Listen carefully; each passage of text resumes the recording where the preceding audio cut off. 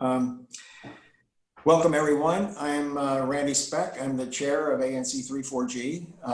I also represent a single member district, 3G03, and that covers the area from basically Nebraska over to Utah and down to Broad Branch. This is our regular meeting on the second Monday of October. And so we've got a lot of things to cover tonight. So we'll begin first with the introduction of the other commissioners. Chris, you want to go next? Yeah, I'm Chris Frombeluti. I'm the vice chair of the commission. I represent 3G07, which is bounded by Military, Reno, Nevada, and Nebraska. And welcome, everybody. Shanda? Good evening, everyone. I'm Shanda Tuck Garfield, and I represent ANC 34G02 on the part of the district that is closest to Oregon Avenue, Utah, that side of the district. And welcome, everyone. Becky? Yeah, hello, everybody. I'm 34G04. I have from Tennyson, basically to Broad Branch, down to Nebraska, Utah, back to Tennyson, roughly. And I have Lafayette Elementary School and Park in my single member district. Abe? Good evening, everyone. My name is Abe Kleeman, and I represent ANC 34G01, which is Hawthorne and part of Barnaby Woods. I'm also the secretary, so I'll be taking the minutes tonight. So you might see me looking over here like this a little bit. And if you have a question, please put it in the Q&A, and we'll be sure to answer it as best we can. If we can't answer your question, we'll do our best to follow up. Thanks. Okay, Jerry? Hi, everybody. I'm Jerry Mallett, Commissioner of 3G05, which is basically from Circle down the east side of Connecticut Avenue to the Military and across to Broad Branch. And I see we have Stephanie as a panelist here. Stephanie, you want to introduce yourself, or shall I introduce you? You can introduce me, Randy. Okay. Stephanie is our office manager. She's keeps us on the straight and narrow and assists us in a wide range of ways, and particularly during the pandemic, she's not been able to get into our office, and so she's helped us out remotely to handle a lot of the things that come up day to day in the commission. So we really appreciate Stephanie. Well, and I have actually, Randy, your new constituent here. My dad is watching now too. He's just moved into Ingleside Rock Creek, so. Good, that's excellent. Okay, we have a quorum, and so we can conduct business tonight. Let me first describe a little bit about our procedures that we're going to follow tonight. Again, we're having a virtual meeting, as we have for the last 6 months or so. And that's likely to continue through the end of the year. The mayor has extended the public health emergency until the end of the year. And so that it's very likely that the community center is still not going to be available for our meetings, and that we'll continue to meet virtually through the end of the year. The commissioners are the only ones who have video, and so they are on the screen right now. All of the attendees have, you can listen to it, and we can recognize you if you have a question, for instance, as Abe just described, put it in the Q&A, or if you want to raise your hand and you would like to speak about a particular topic, then we can recognize you for that as well. We are not using the chat function tonight, though, so there's no need really to look in the chat. We've got some topics tonight that are going to be, I think, very interesting for a lot of people. And if we do have, when we get to those topics, we'll first of all ask how many people would like to speak on those issues. And if there are a large number of people, that will make it difficult for us to get everything in tonight, then we'll probably have to limit the amount of time each person gets. And we'll have I'll be the timekeeper, and I'll set a timer for how long each person will get. And so we'll ask you to please keep it to that time period. and try not to repeat what other people have said so that we can get through everything tonight and everyone can have an opportunity to be heard. If we don't get to your comments, or if you have other additional comments you'd like to give us on one of the topics on our agenda or anything else for that matter, don't hesitate to email any of us. My email address is 3g03@anc.dc.gov. And feel free to email me with comments about anything in our meeting or other issues that come up in your neighborhood.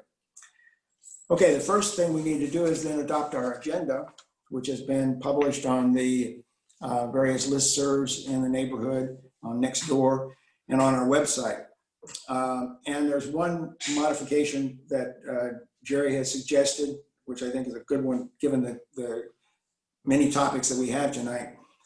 He doesn't really have much that is new on the update on the coronavirus emergency impacts, and so we're going to skip that item and just go directly into the other substantive issues of the meeting.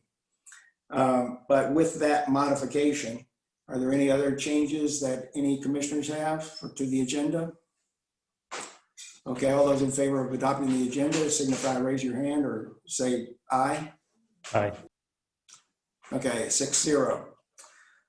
All right, the announcements tonight, I'm going to cut those pretty short too, just in the interest of getting to the substantive issues of the evening.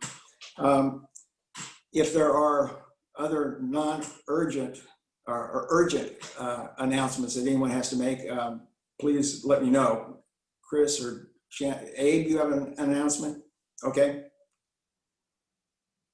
Should I go now? Yes, go ahead. Okay. Hi, everyone. I just wanted to share some good news for me, but news that might have a potential impact on the ANC. So my wife and I are expecting a baby boy on early November, and that may interfere with me attending some of the ANC meetings either in November or December, or possibly later this month in October if he decides to come a little early. So I just wanted to let people know that if I'm not here at an upcoming meeting, it's for a good reason, but I'll miss all of you virtually. I'll still be available by email as best I can, but obviously I'm going to be somewhat occupied in the future. So just want to let people know that. That's all. Abe also has a little toddler now too, so he's going to have two young ones to handle. So he's going to have his hands full, I suspect. Okay, any other announcements any commissioners have? Okay, the only thing I would like to mention is, and it's just a reminder, we are now in the midst of voting. And if you have any questions about the election and the process for returning your mail-in ballot or voting early or voting on November 3rd, you can go to our website, and on the homepage, there is a link to election information. And if you go there, I think we've got a lot of things, not everything by any means, but we've got a lot of information there and a lot of websites that you can go and check. So if you've got any questions about it, please go there. And we'll try to keep that updated if there's any additional information that would be useful. I know Jerry and I both voted by dropping our mail-in ballots at the drop box at Chevy Library, and we got notices right back that our ballots were accepted. So that's a good thing. It seems the system seems to be working relatively well. That's great. Okay, the next item on the agenda is a presentation from a constituent of Abe's in Hawthorne about a pilot mosquito management program. Abe, you want to introduce that? Sure. So Catherine Heretic, and I apologize if I'm saying that incorrectly, is a Hawthorne resident, and this summer piloted a program to help manage mosquitoes in the neighborhood. She reached out to me and asked to speak at our ANC meeting over a month ago. The program sounds interesting, and while summer is over, I was out today and mosquitoes are still out there. So we wanted to provide Catherine a few minutes at our meeting to share what she and her neighbors have done to manage mosquitoes in their yards. So Catherine, I'm going to allow you to talk. Not Karen, just Catherine. Sorry, Karen. All right, are you All right, Able we can to hear hear you. me? Do you need to be, yes, do you have any, I think you might have had something you wanted to display. Do you need to be able to do that as well? I have slides. I wasn't sure if you have them or I can share them as well. Let me see.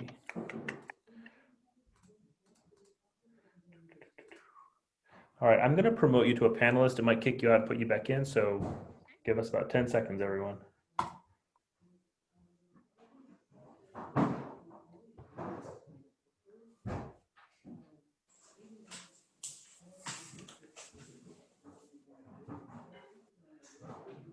Catherine, are you there? I think you're muted currently.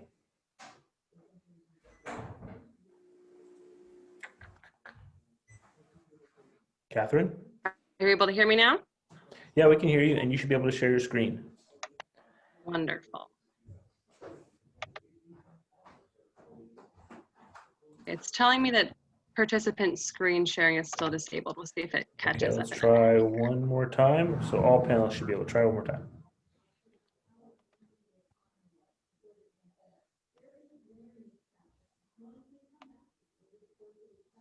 Wonderful. Okay. Okay.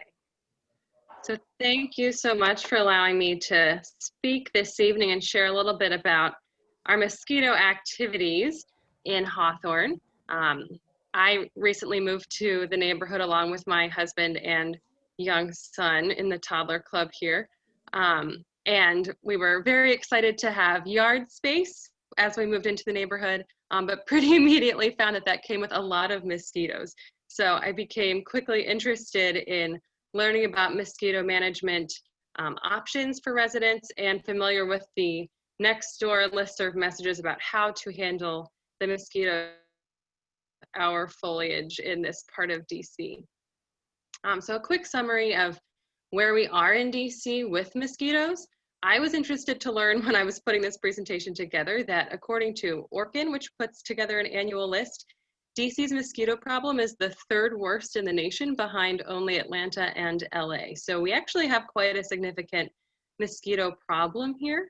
And mosquito breeding season typically lasts from May to September, or as Abe mentioned, it actually continues even later. So almost half of the year we're spending in our yards being bitten, which of course affects quality of life as well as health of residents of our park-like neighborhoods.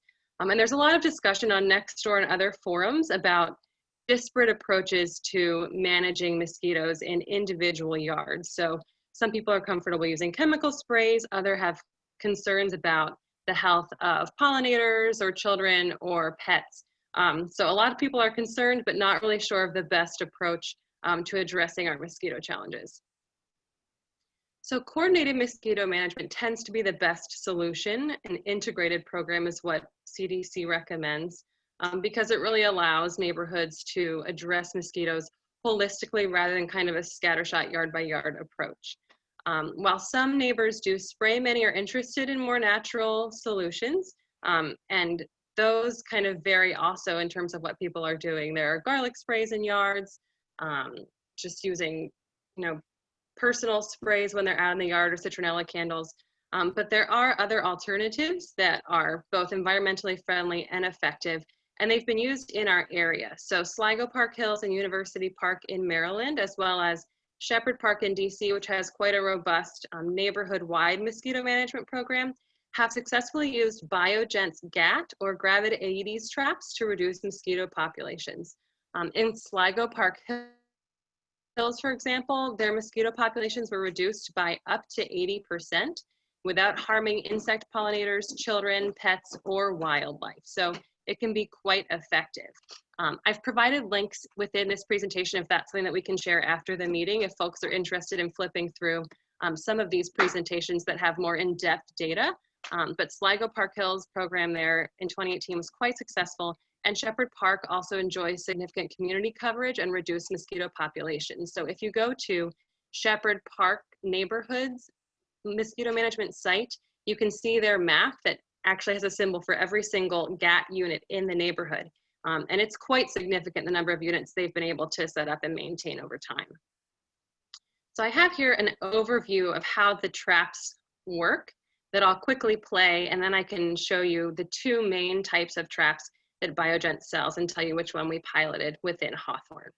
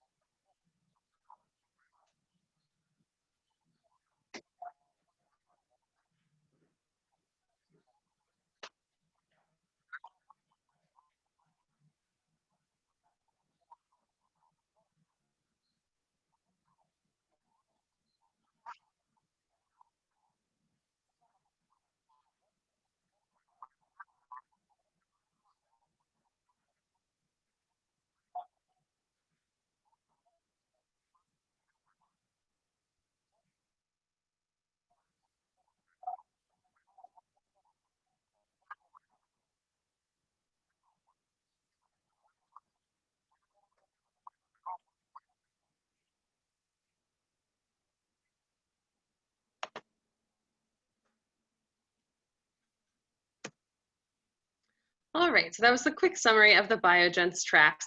The type that we actually used in Hawthorne that is the most economical is the BG GAT trap.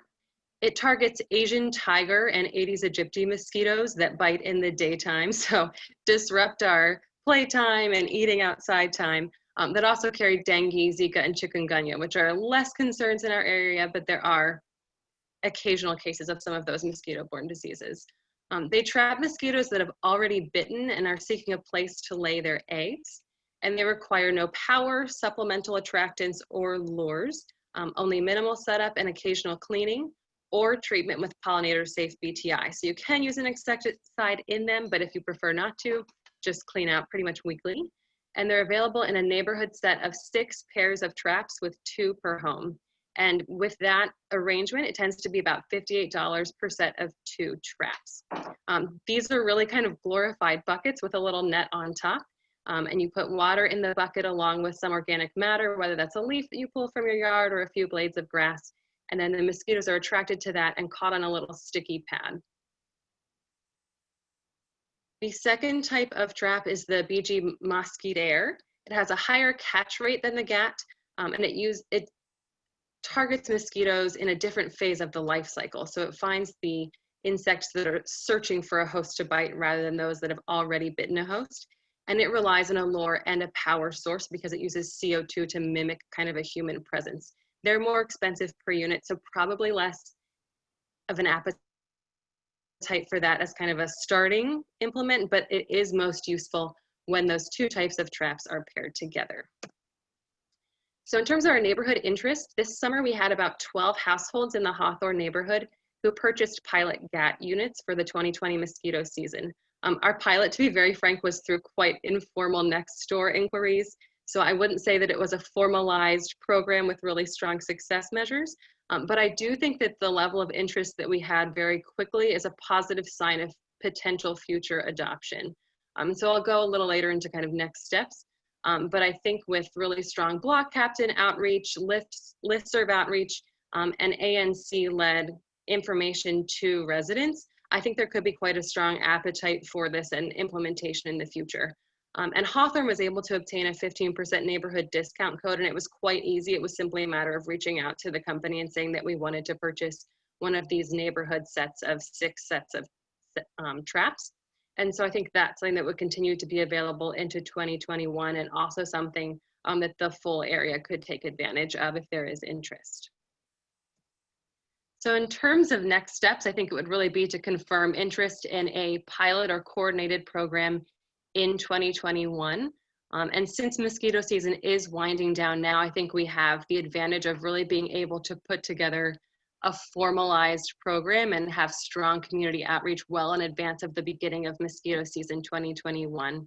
I think that would really be important also to prepare program management structure. I think part of the selling point of some of these other neighborhoods programs is they can say, you know, we were able to achieve an 80% reduction in our mosquito population using this intervention. And so I think if we could really think about how we want to measure success in terms of, helping people not just purchase a unit, but reaching out to them on an ongoing basis, asking, were you able to set it up okay? Are you finding that you're catching significant numbers of mosquitoes on a regular basis?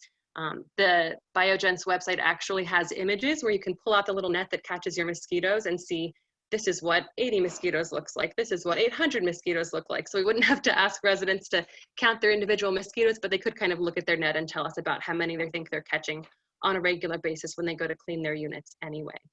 So what I'd love to hear is if we think there would be greater interest moving into 21, and if so, if we could think about points of contact who could really start to kind of reach out to neighbors and gauge interest and start to put together a program to allow us all to better enjoy our yards as we spend more and more time outside together. So thank you so much for allowing me to share this, and I look forward to any questions. Thanks, Catherine. If any commissioners have questions, now would be a good time to ask them. I have one. Catherine, can we share your email tonight with the other attendees so that if anyone is interested in reaching out to you, they can? Sure, I would love to hear from people who are interested. Okay, because we've got 45 people on the call tonight. So do you mind if I just paste your Gmail? Please. Okay.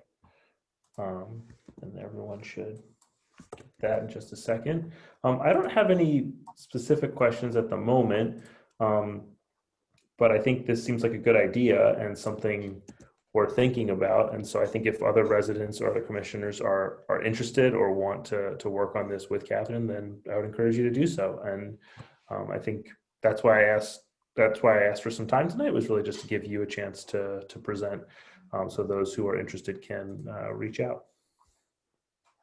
Thank you. I look forward to hearing from everyone. Well, thank you very much, Catherine. Any other commissioners have questions or comments or anything?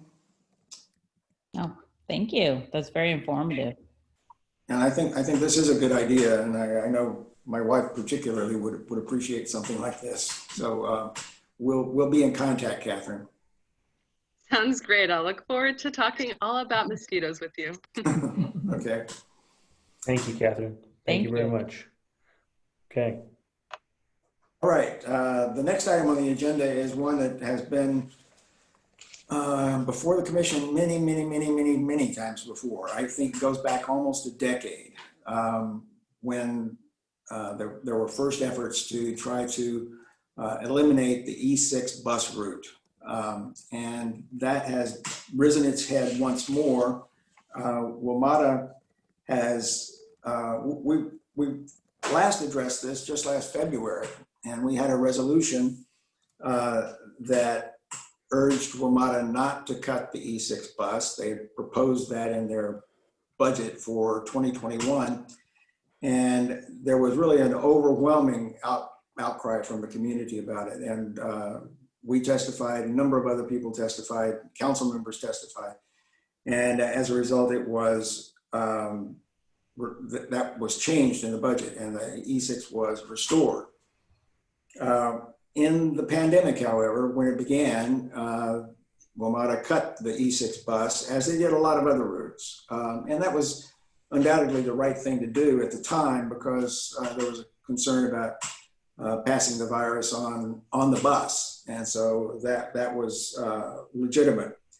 But now they are proposing, in some rather convoluted language, that they continue not to operate the E6 bus in the rest of FY 2021.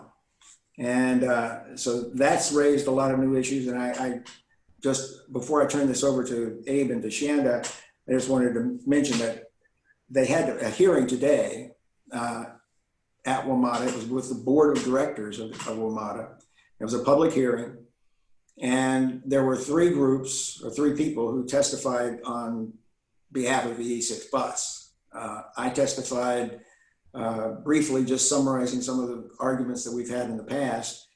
And then there were two groups from Nolewood, one group of residents and then Paul Bricker, who is the COO of Knollwood, also testified in support of the E6 bus, and they made an exceptionally strong case, I thought.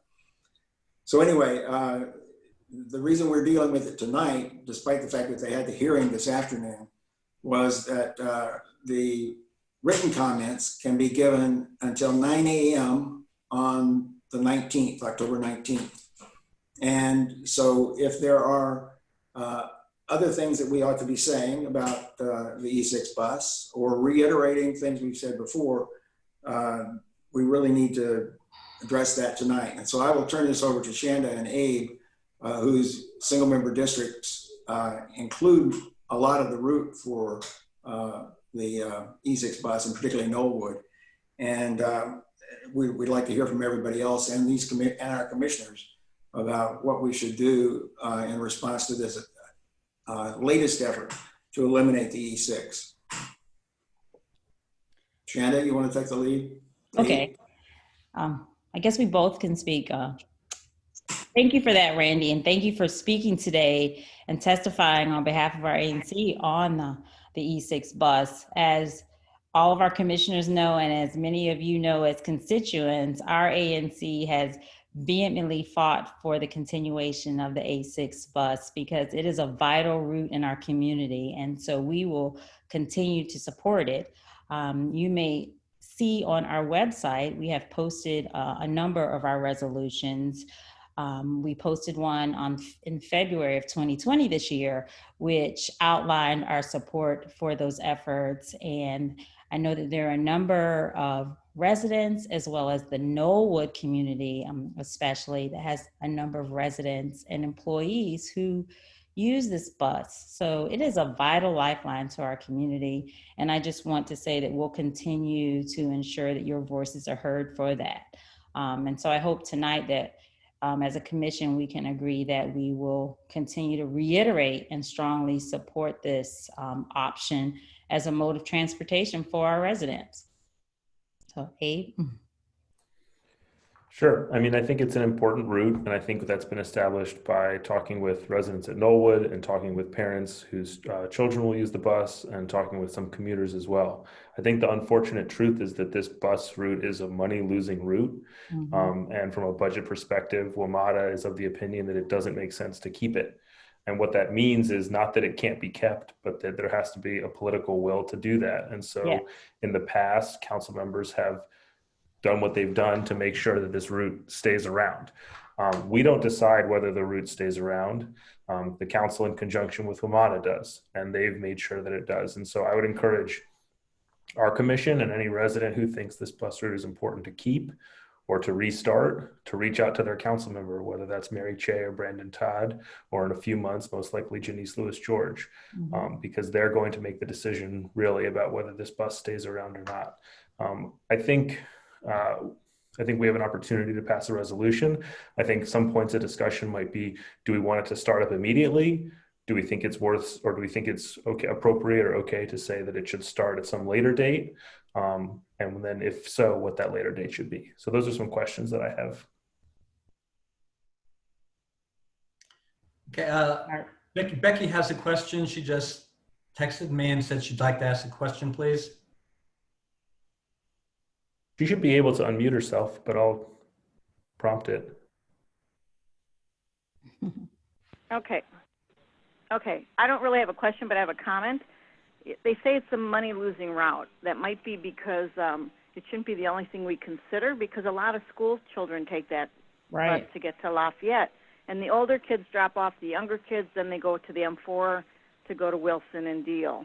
And I think they need to look at it not so much as money, but it serves a vital thing for the school children. So what are they going to do, walk in inclement weather all the time? I mean, I think sometimes they walk, but especially from Abe over in Hawthorne and Barnaby Woods, that's kind of a hike. And then we have some school teachers who also take that bus. So you're going to be impacting one of the largest schools in our district if you take that route away. That's all I want to say. Yeah. I think that's well said. And I think unfortunately the way they do the calculations at WMATA, that they're looking at strictly usage. And, so what I'm trying to say is we have to make a case politically Yes. in terms of voters that this route needs to stick around and that there would be political consequences if it doesn't stick around. Right, because also they should count the students because they ride free, so that wouldn't be counted in their monetary gain. Right. Often things can't, I don't think it should be looked at as a purely numbers. I totally agree with Abe and Becky and Randy and your sentiment, that they should be looking at other things for our community. A number of these areas where the children and adults are coming from, some of them don't have sidewalks, frankly, and that's an issue that we're dealing with. They may eventually have sidewalks, but they currently do not have that.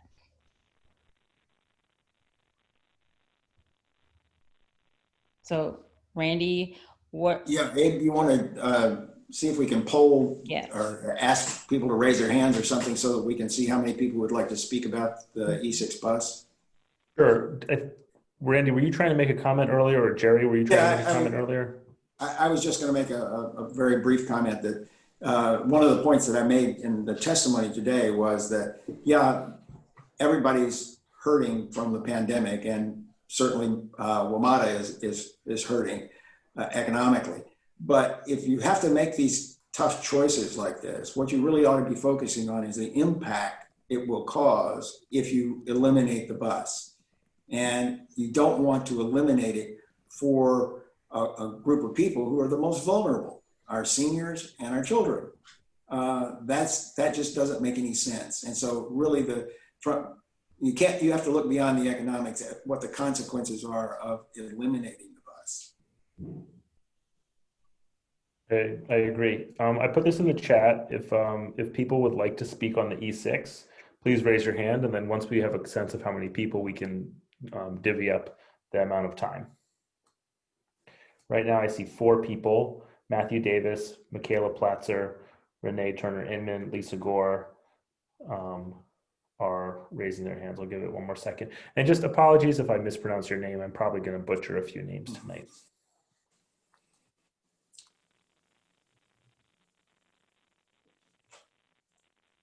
Okay, it looks like that's who we've got. It looks like we've got 4 attendees who'd like to speak on this, Randy. So Okay. how given our agenda tonight, how long should we say? Maybe we can have 2 minutes each. Okay. And you're keeping time? I'm keeping time. I'm going to just switch it around here just one second. Okay. This will be the timer. Sure. So Randy's going to keep time. You'll be able to see it on his iPhone right there. I'm just going to go down the list of how people appear. So Matthew, then Michaela, then Renee, then Lisa. Matthew, I'm going to allow you to talk right now, and you should be able to speak. Matthew? Hi, yes, it's Matthew's wife. Hi, Matthew's wife. What's your name? Yes, but anyhow, it's Christine Davis.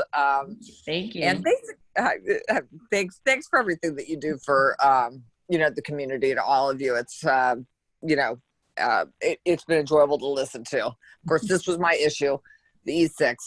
I think the part of what I don't understand is why we're making a decision when the bus is not running right now. Like, what is it costing them? I just think that, everybody's working from home right now. It could be that when the world opens up and we go out of our hidey holes and start moving around, that maybe there isn't a compelling need for it. But I just wonder why, to me, I just think it should be a deferred decision. No, nothing's running. So that's my comment. Thank you.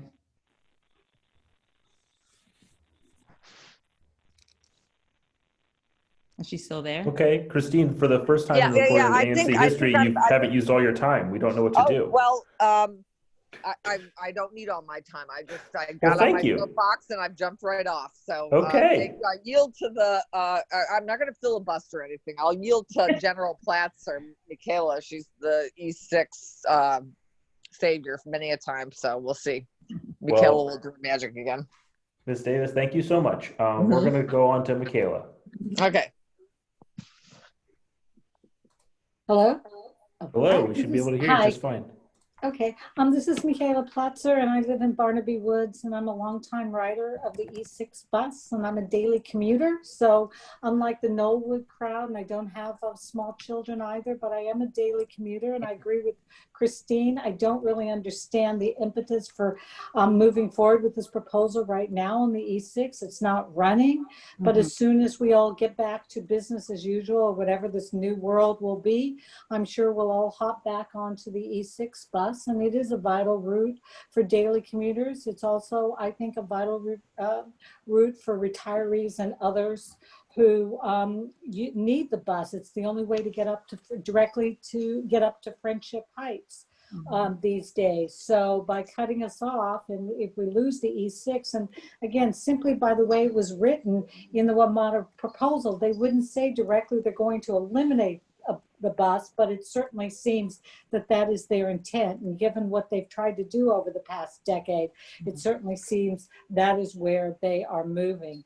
We also want to really thank Randy for his testimony today and speaking on behalf of the E6 bus. And we certainly hope that that the council, that the AMC will be able to pass a resolution once again endorsing the E6. It really is frustrating though that every 6 months or so it seems that we have to go back and fight about the same old battle.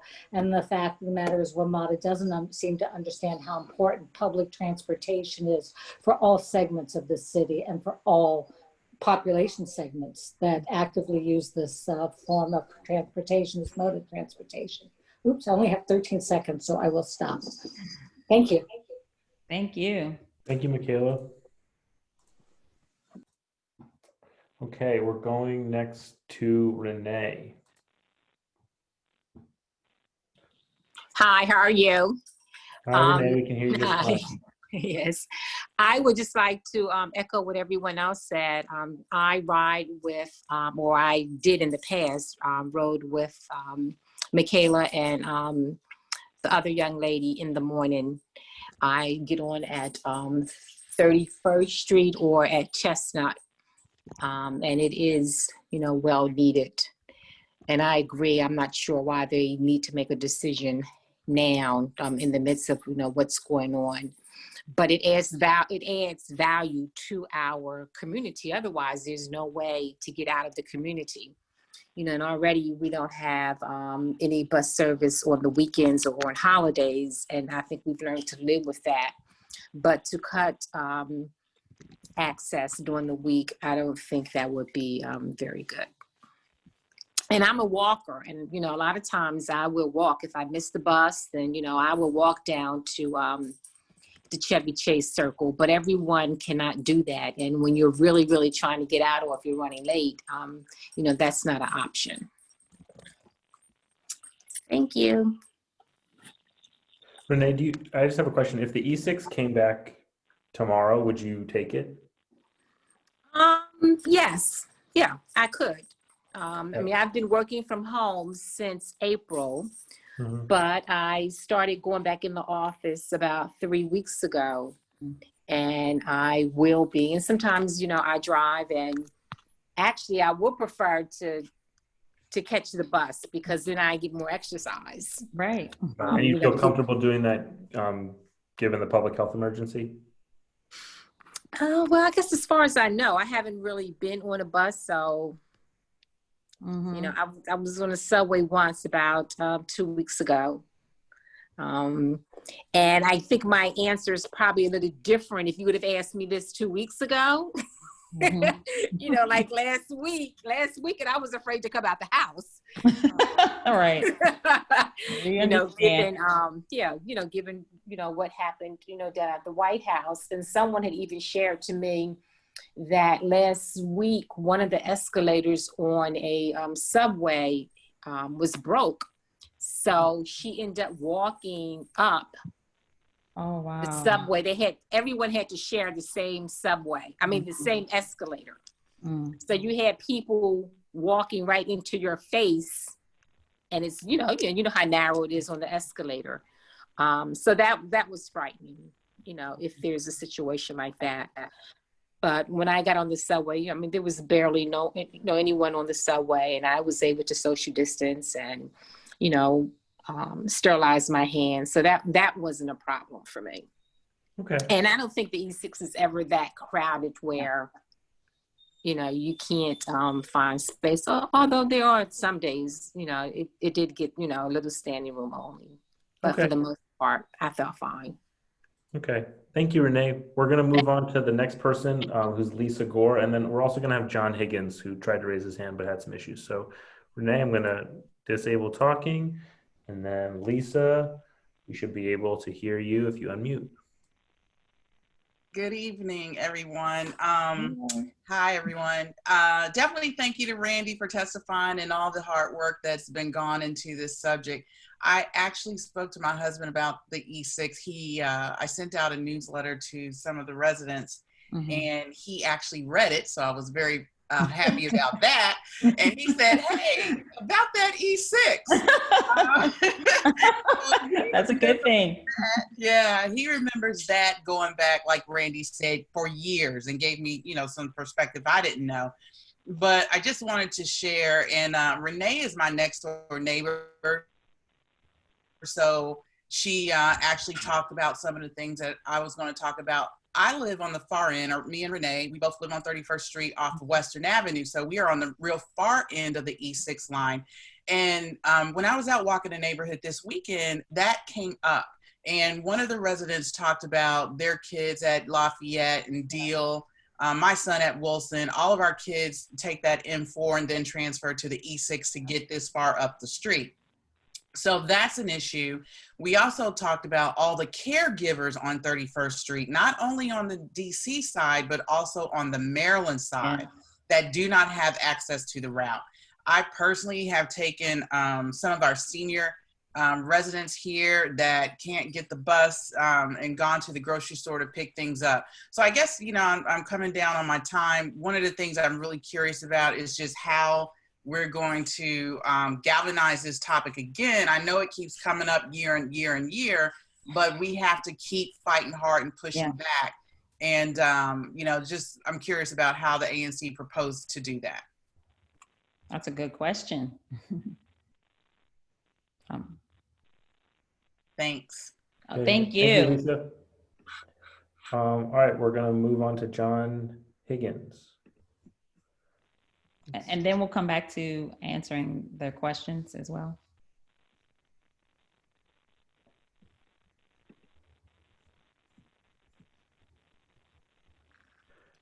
Okay. John? Yes, can you hear me? I can hear you just fine. Okay. One thing I would like to emphasize, it's quite apparent that our senior citizens here at Norwood need the bus service.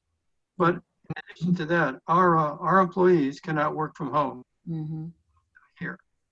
And many of them are spending over $100 a week on Uber or alternative expenses. So we would just like to make the point that that is a significant factor for the Norwood community.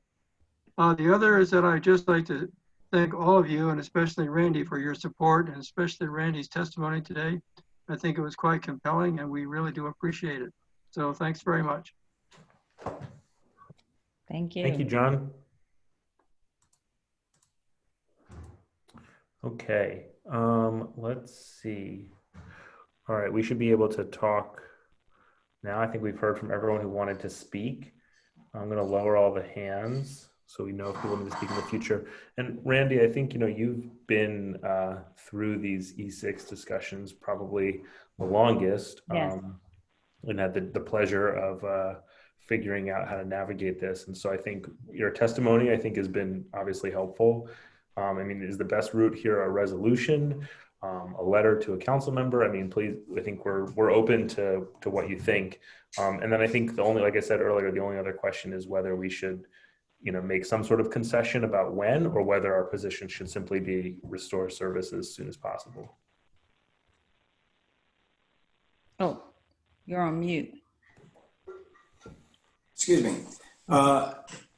In listening to the Norwood people particularly, and also the people who've spoken tonight, there's a need for the bus right now. Yeah. And that's particularly true, I think, for Knollwood, because they've got so many employees who ride the bus.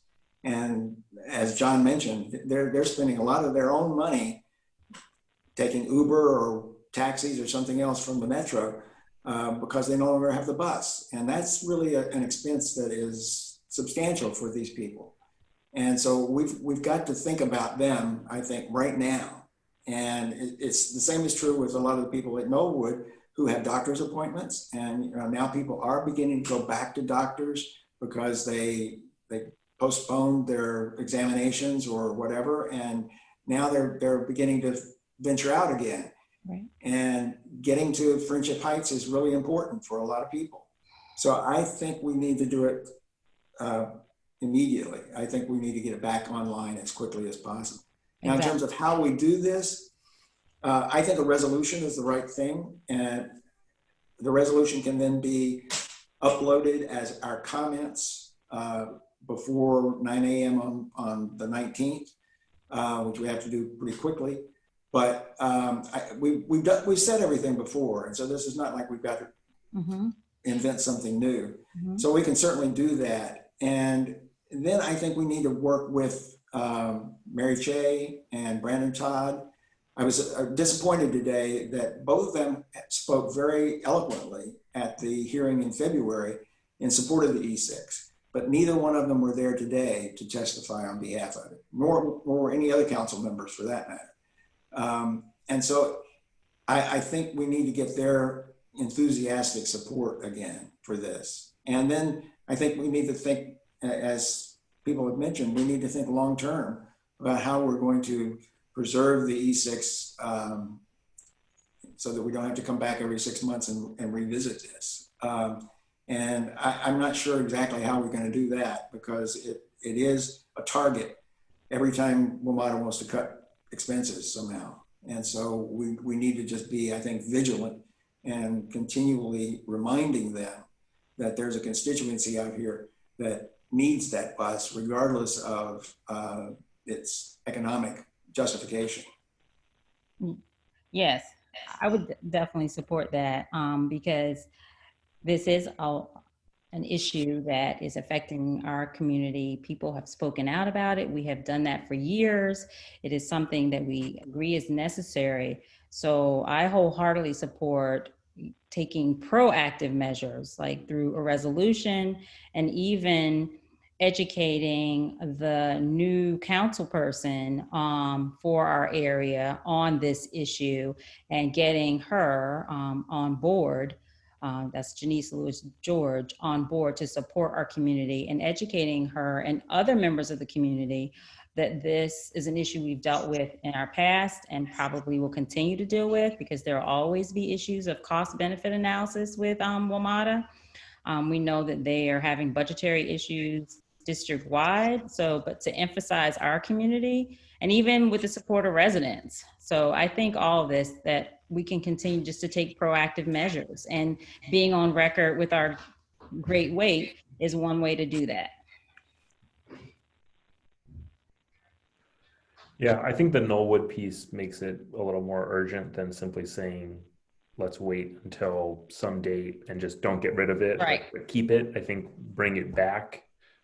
It's also a stronger message. And I think, if we're talking about negotiating, if there's at some point, well, they say, well, we can't bring it back right now, but we can soon, that's better than nothing. And so I think starting from a position of let's bring this back as soon as we can is the right way to go. I agree.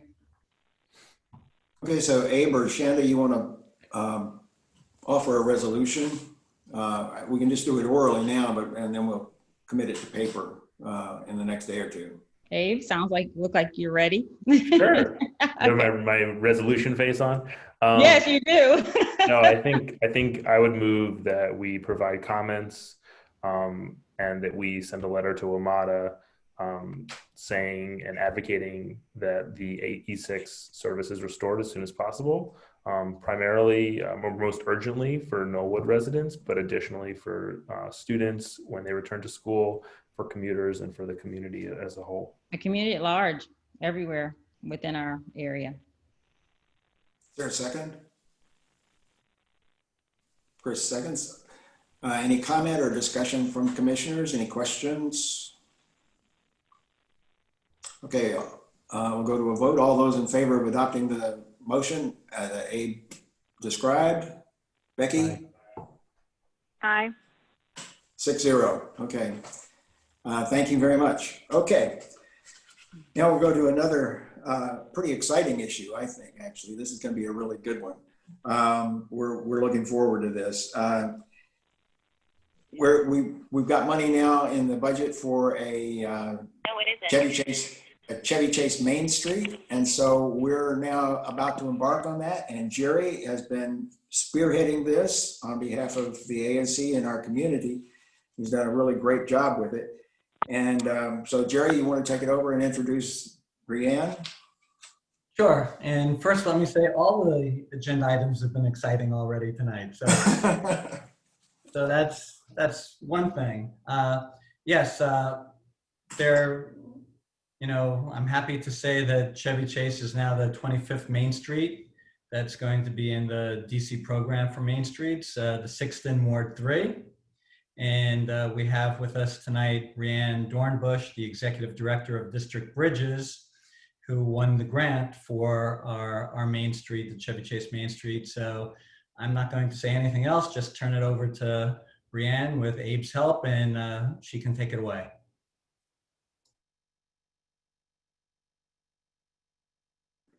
Brianne, I've just allowed you to talk, but I think you would like to present some slides. So we're going to promote you to a panelist, which means that you're going to be, yes?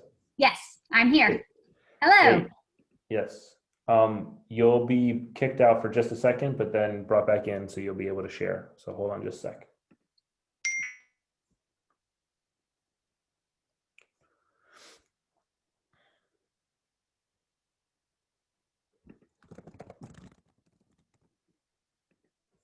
Brianne, you're muted, so you may be trying to do something. All right. Now we can see you. Oh, can you hear me? Great. Yes. Great. So hello, everyone. I'm Brianne Dornbush. Like Jerry said, I'm the Executive Director of District Bridges. And I am very excited to share with you all. I have a presentation that I'm gonna try to crank through because I know you guys have a very packed agenda and want to provide some time for questions. This is very, very early days of the grant. We're still working out the grant agreement with DSLBD. So we will be making a public announcement and public meetings coming soon where we'll be able to get into all of the nitty gritty of all of the fun things that Main Streets can and will do for Chevy Chase and the businesses in the community. And I'd like to thank the ANC for all of your support in this process. It was a very truncated competition, but many of the community partners, I'm sure community partners who are even on this call, provided letters of support and financial pledges, and the Chevy Chase community really just turned out. And we are incredibly excited to be getting started. So without any further ado, I'm gonna quickly share my screen.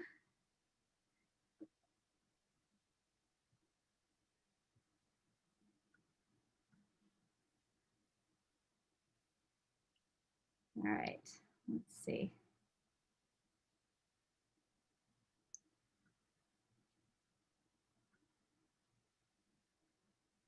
All right, so I'm hoping that you guys are seeing the Chevy Chase Main Street ANC presentation. Yes? We're seeing your desktop. Ah, well, then, sorry. Technical. Very interesting background you have there. Let's try another screen. Goodness.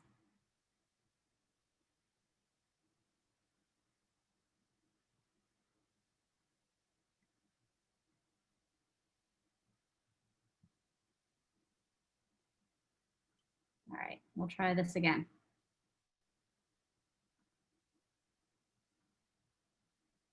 How about now? We can see it now, the presentation. Perfect. All right, so Chevy Chase Main Street.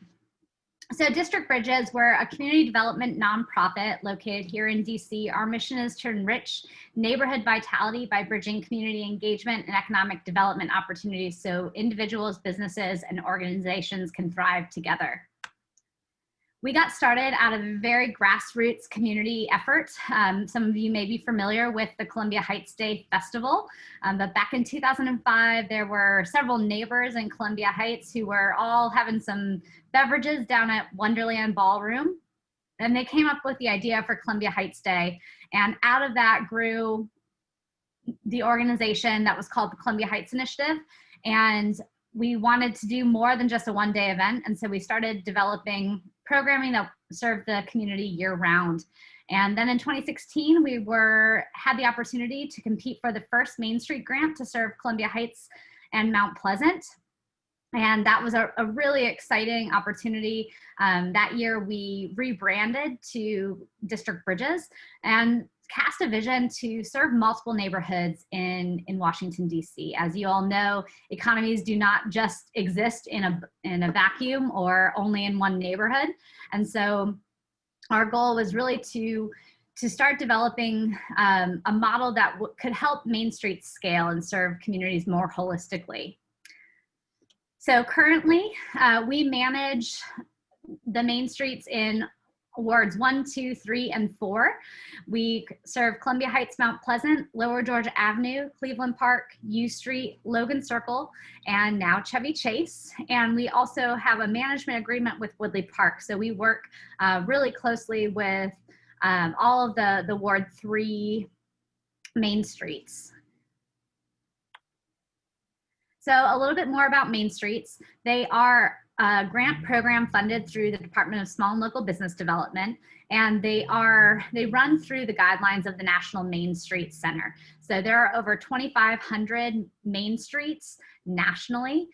Most of these programs are individual Main Streets and more rural environments. DC now has 26 Main Streets. This slide is actually out of date because 2 more have been put into the budget this year. But DSLBD is the grantor, and we receive these funds through the DC city government, and they are renewable grants. So each year we receive the same disbursement to really build a sustainable program that can serve the community year round and support the small businesses in that area. The Main Street also uses a 4-point approach. So that 4-point approach is economic vitality, design, organization, and promotion. And District Bridges actually adds to this model, and we add community engagement. I often say that you can have thriving businesses, but if those businesses do not have local customers to come to them, then you don't have a thriving business after all. So these are the core tenets of a Main Street program. So economic vitality, this is really where we focus most of our time, particularly during COVID.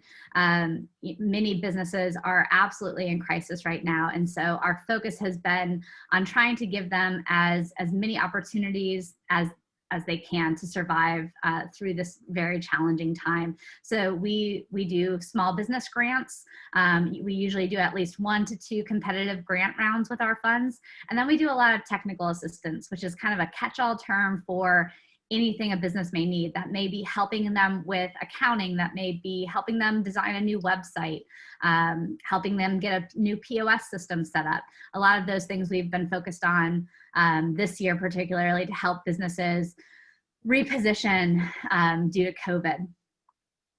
Organization, this is how the organization functions, how we make sure that all of our programs are running really well and efficiently, and also how we engage the community. So we use volunteers for everything. So if you are a volunteer who wants to get involved, this is the core tenet that you'll be engaged in. We have a neighborhood strategy council. In normal times, we have lots of opportunities for events and activations. And so there are lots of different ways for volunteers to get involved. Events and promotions, this is something that looks drastically different in the current world that we're in.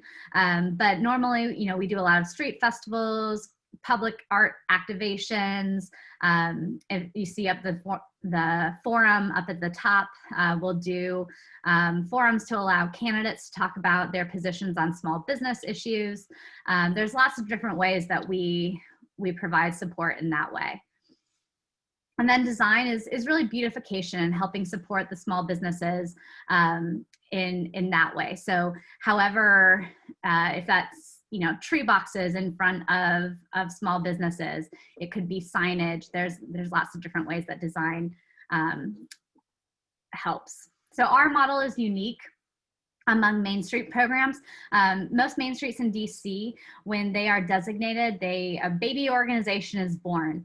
The District Bridges model is one where we are able to achieve economies of scale so that all of our programs operate under the District Bridges organization. And so we have program managers who are dedicated only to serving the small businesses and the communities that they serve, rather than having to be focused on accounting and fundraising and all of the other aspects of running an organization. And so this enables us to really get a Main Street program started right out of the gate, rather than doing a lot of the organizational setup that's required in the traditional Main Street model.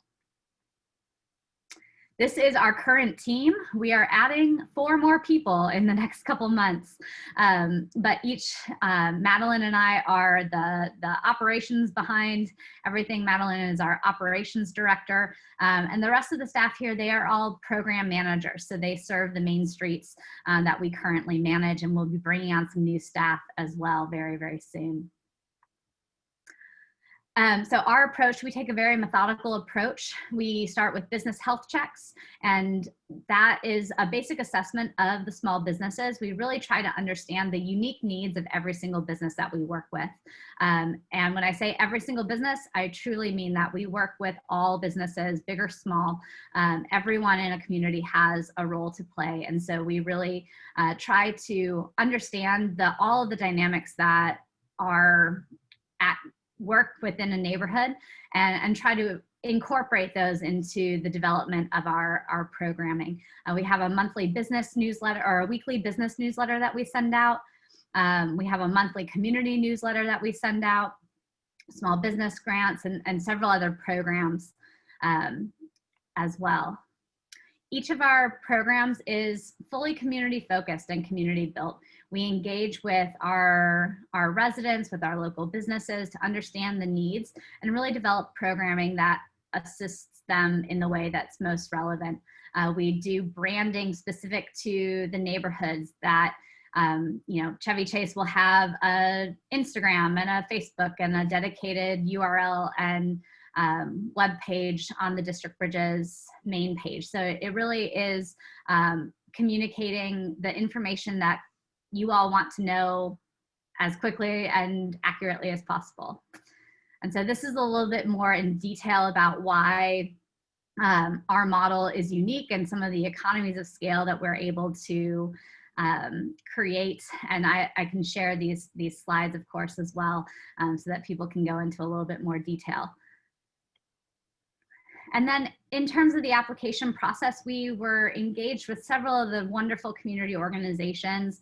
We try to leverage what's already in a community rather than trying to recreate it. You guys have some really active listservs and wonderful newsletters. The small area plan, which I know is on the agenda tonight, the proposed DC Gateway, and the community center and library redevelopment, the racism task force. All of these will be different activities that the Main Street can touch in certain ways, and really get engaged and make sure that the programming that we're building is really incorporating all of those really wonderful aspects of the community. And then into the application itself, the application requests 4 main priorities. And so what we were presenting for this first year would be business retention and support. We know that businesses are really struggling during COVID. As we approach the colder months of the year, that's only going to be further exacerbated, particularly if we go into a second wave. comprehensive marketing strategy, how to really target the customer base and get people coming and shopping, dining, and experiencing Chevy Chase in whatever way that looks like, even in COVID. And then obviously the library and community center redevelopment, engagement, and getting people like all of you on the call engaged and knowing what's going on in the Main Street. And so that's all I've got for tonight's slides. I would like to just invite all of you to get engaged. I will share my email address. We also have a program email address that we'll provide. So any questions that may come up, we'll have a lot more information coming out very soon. But as I shared, we're still working out some of the details with DSLBD. And so we're really looking forward to getting started and meeting all of you virtually, and hopefully in not too distant future, not virtually. So I'm happy to answer any questions that you all may have.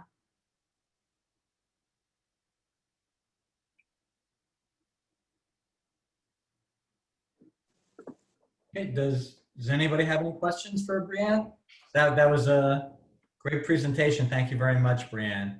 Really appreciated that. And I think you gave an excellent flavor of what we could come to look forward to with Main Street and with all the organizations and the other activities that are going on, and how we can start leveraging these things to really, be to the benefit of all the people that live or want to live in Chevy Chase, DC. So does anybody have any questions? Any other commissioners? I also see two questions in the Q&A, which I can answer, but the commissioners, if you'd like to ask first. Shanna, go ahead. Okay. I'd just like to say thank you for this presentation. It was excellent. And I commend your organization for all the work that you're doing across the city. And I'm especially excited about the Main Street opportunity here in Chevy Chase. So I see that you mentioned that this is like the rollout year in terms of the timeline. Do you have any specifics as of yet in terms of any particular months towards the end of the year, January? I know your first step is to get the hiring underway, but as far as months that the citizens can anticipate, do you have an idea of that yet? Yeah, absolutely. So we anticipate a public announcement this month. I'm also hoping that by November, mid-November, that we'll have a full-time employee in place. We've already been in the recruitment process. So obviously we want to find the absolute best candidate. So we're making sure to do all of our due diligence on that front. So we will be getting the components started this month. So you'll start to see, we'll be leveraging some of our community partners and getting the word out. We'll hope to do some public meetings virtually to do just some information sessions so that people can ask in more detail about the Main Street. I went through the presentation very, very quickly. I know the agenda is packed tonight. So, our info sessions will be much more in depth and provide a lot more engagement. Thanks so much. Yeah. Brianne, I had one question, and you touched on it a couple of times about the small area plan. But when you got to the goals for the first year, you mentioned the community center and the library, which I think is fantastic. That's obviously going to be high on everyone's agenda. But how do you think you're going to interact with this development of a small area plan? I know we're about to hear from the Office of Planning about that, but do you have any thoughts and ideas about that? So the application requires 4 priorities. I have many more priorities than just 4. But for, one of the things that we always try to do with any program is really first listen and learn from the community. And so, in the first few months particularly, we'll really be trying to engage with all of the different stakeholders to understand what their priorities are. It is not our practice to come in and tell a community what should be in their small area plan or what they should be doing. We really try to hear and listen first. But then as we get our feet underway and we hear from all of our different stakeholders, we'll engage in whatever way is appropriate. And can be helpful. But I think small area plans can be incredibly impactful and can work really closely with main streets. That you've seen a lot of that in other areas of the city as well. So. Thank you. Two questions. First from Cal S. What does the word activation mean? I did use it multiple times. Sorry for the lingo. Really, activation can mean a lot of different things. When we're talking about design, sometimes it can be a temporary installation. For instance, lights. We do some different lighting for the holidays. We did the Lower Georgia Avenue lights activation last year, which we gave small, tiny grants, like $50 grants to small businesses to put lights in their windows. And then we had a lighting competition, and the winner of the competition got $2,500 in consulting for marketing. So we'll do different things like that. Part of it is to engage the businesses. Part of it is to promote, give people a reason to come out and visit businesses they haven't seen in a while. So that's one way we use the word activation. Another might be an event that we're doing, or a specific program that is temporary. So activation is typically, it's not meant to be a long-term thing. It's typically one of our short pop-up type events or activities that we're doing. And then the other question that I see is, do you support brick and mortar businesses or also virtual or service businesses that are based in Chevy Chase but don't have a storefront? So we service any business in the corridor. Our grant dollars specifically, so if we are giving a competition round of small business grants, those funds are restricted to brick and mortar. That's something that's within the grant agreement.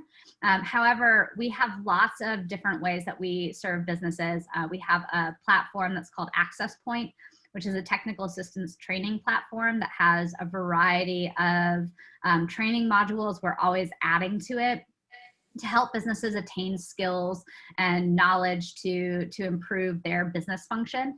And so that is just an example that's available to any business in the district. Our main streets obviously know more about it because we're always promoting and encouraging them to use it. But there are lots of different ways that we support businesses. And we're always also working with DC to try to include more businesses, because a business in the district, we want them to succeed. That's our priority. And then I see, how much interaction will you have with the local advisory ANC, who is responsible for a review of your recommendations? So we have what we call an NSC, a Neighborhood Strategy Council. And the Neighborhood Strategy Council is a group of stakeholders within the community. We actually do not allow ANC commissioners to serve on the ANC. Former ANC commissioners, future ANC commissioners can serve, but we don't want to put commissioners in a situation where there would be in a conflict of interest, having to vote on something the Main Street may be proposing.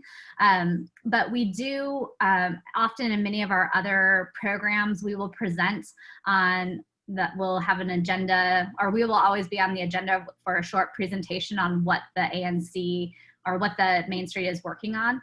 So that is something that if the ANC is open or wants to have, it could be quarterly, it could be monthly, whatever. Different ANCs have done that differently, but we always try to be as communicative and sharing what's going on and hearing from the community. But one of our manager will always attend the ANC whenever possible. Brianne, what about nonprofit organizations in their area? Do you help them? So we are able to help nonprofits in a few different ways. Again, our small business grants are restricted, or our small business dollars from the District of Columbia are restricted to businesses. So unfortunately, nonprofits cannot receive grants from us. However, we do work with nonprofits in a lot of different ways.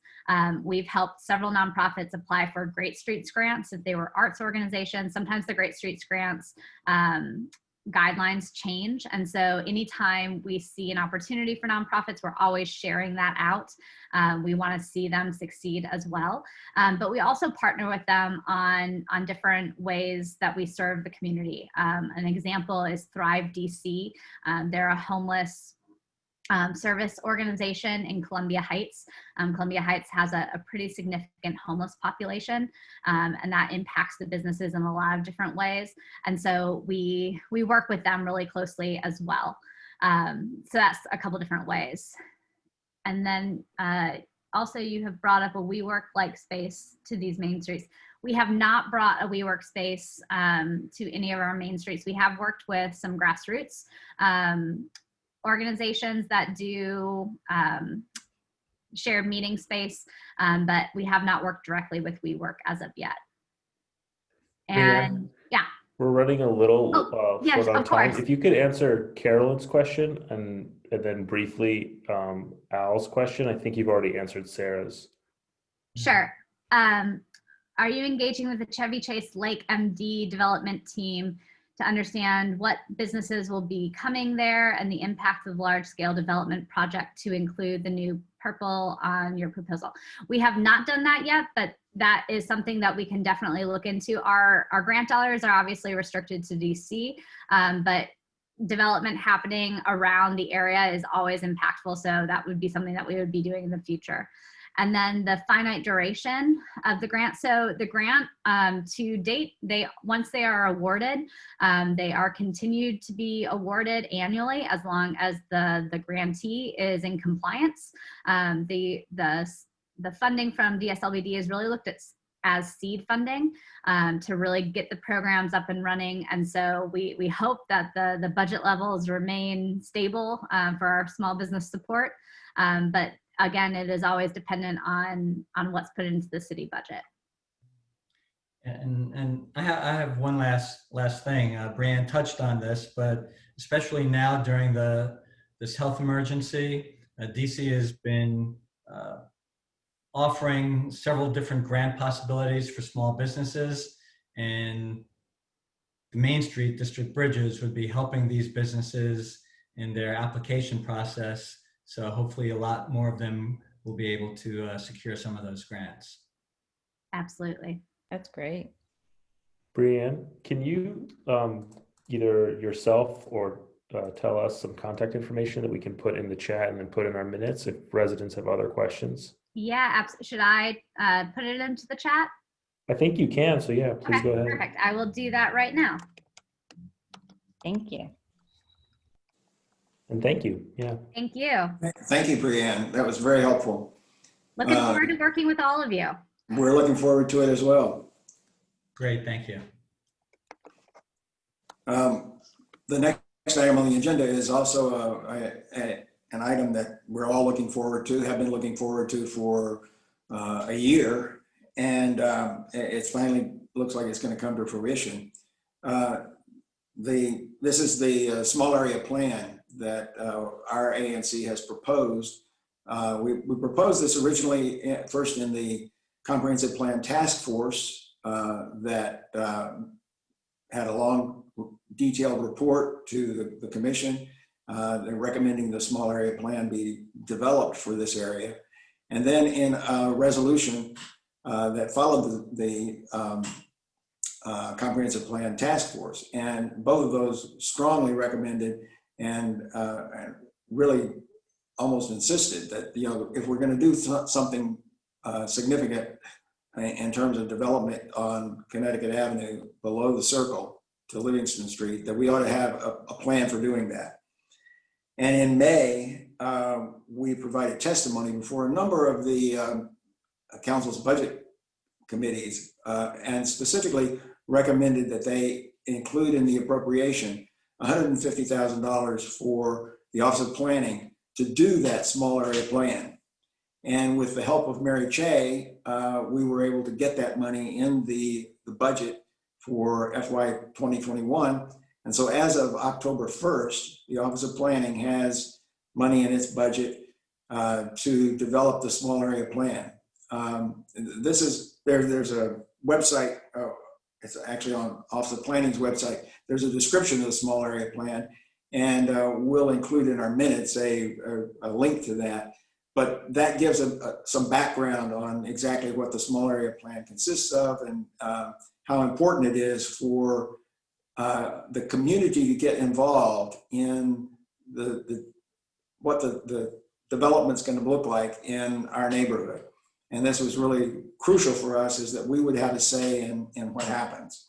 So Erkin Ozberk is from the Office of Planning. He's a senior neighborhood planner for wards 3 and 4. And Erkin has been involved with us and has come to some of our meetings back for the comprehensive plan. What now seems like a very long time ago, pre-pandemic. And so he's very knowledgeable about our community, about the things that we've been focusing on. And so he's going to be leading this effort on the behalf of the Office of Planning. And so he's here tonight to describe what they're anticipating and how we're going to proceed, just the process that we're going to be going through. So Erkin, turn it over to you. Sure, thanks. Thank you, Commissioner Speck, and other commissioners and everyone who's watching from wherever you're watching from. My name is Erkin Ozberk. I'm a planner with the DC Office of Planning. And I have a short presentation I can share with you all as well. Actually, it's going to be somewhat similar to the one we just watched from Brianne and the Main Street, just sort of talking through who we are, what we're planning to do, and how folks can get involved. Let me see if I can share this with you guys here.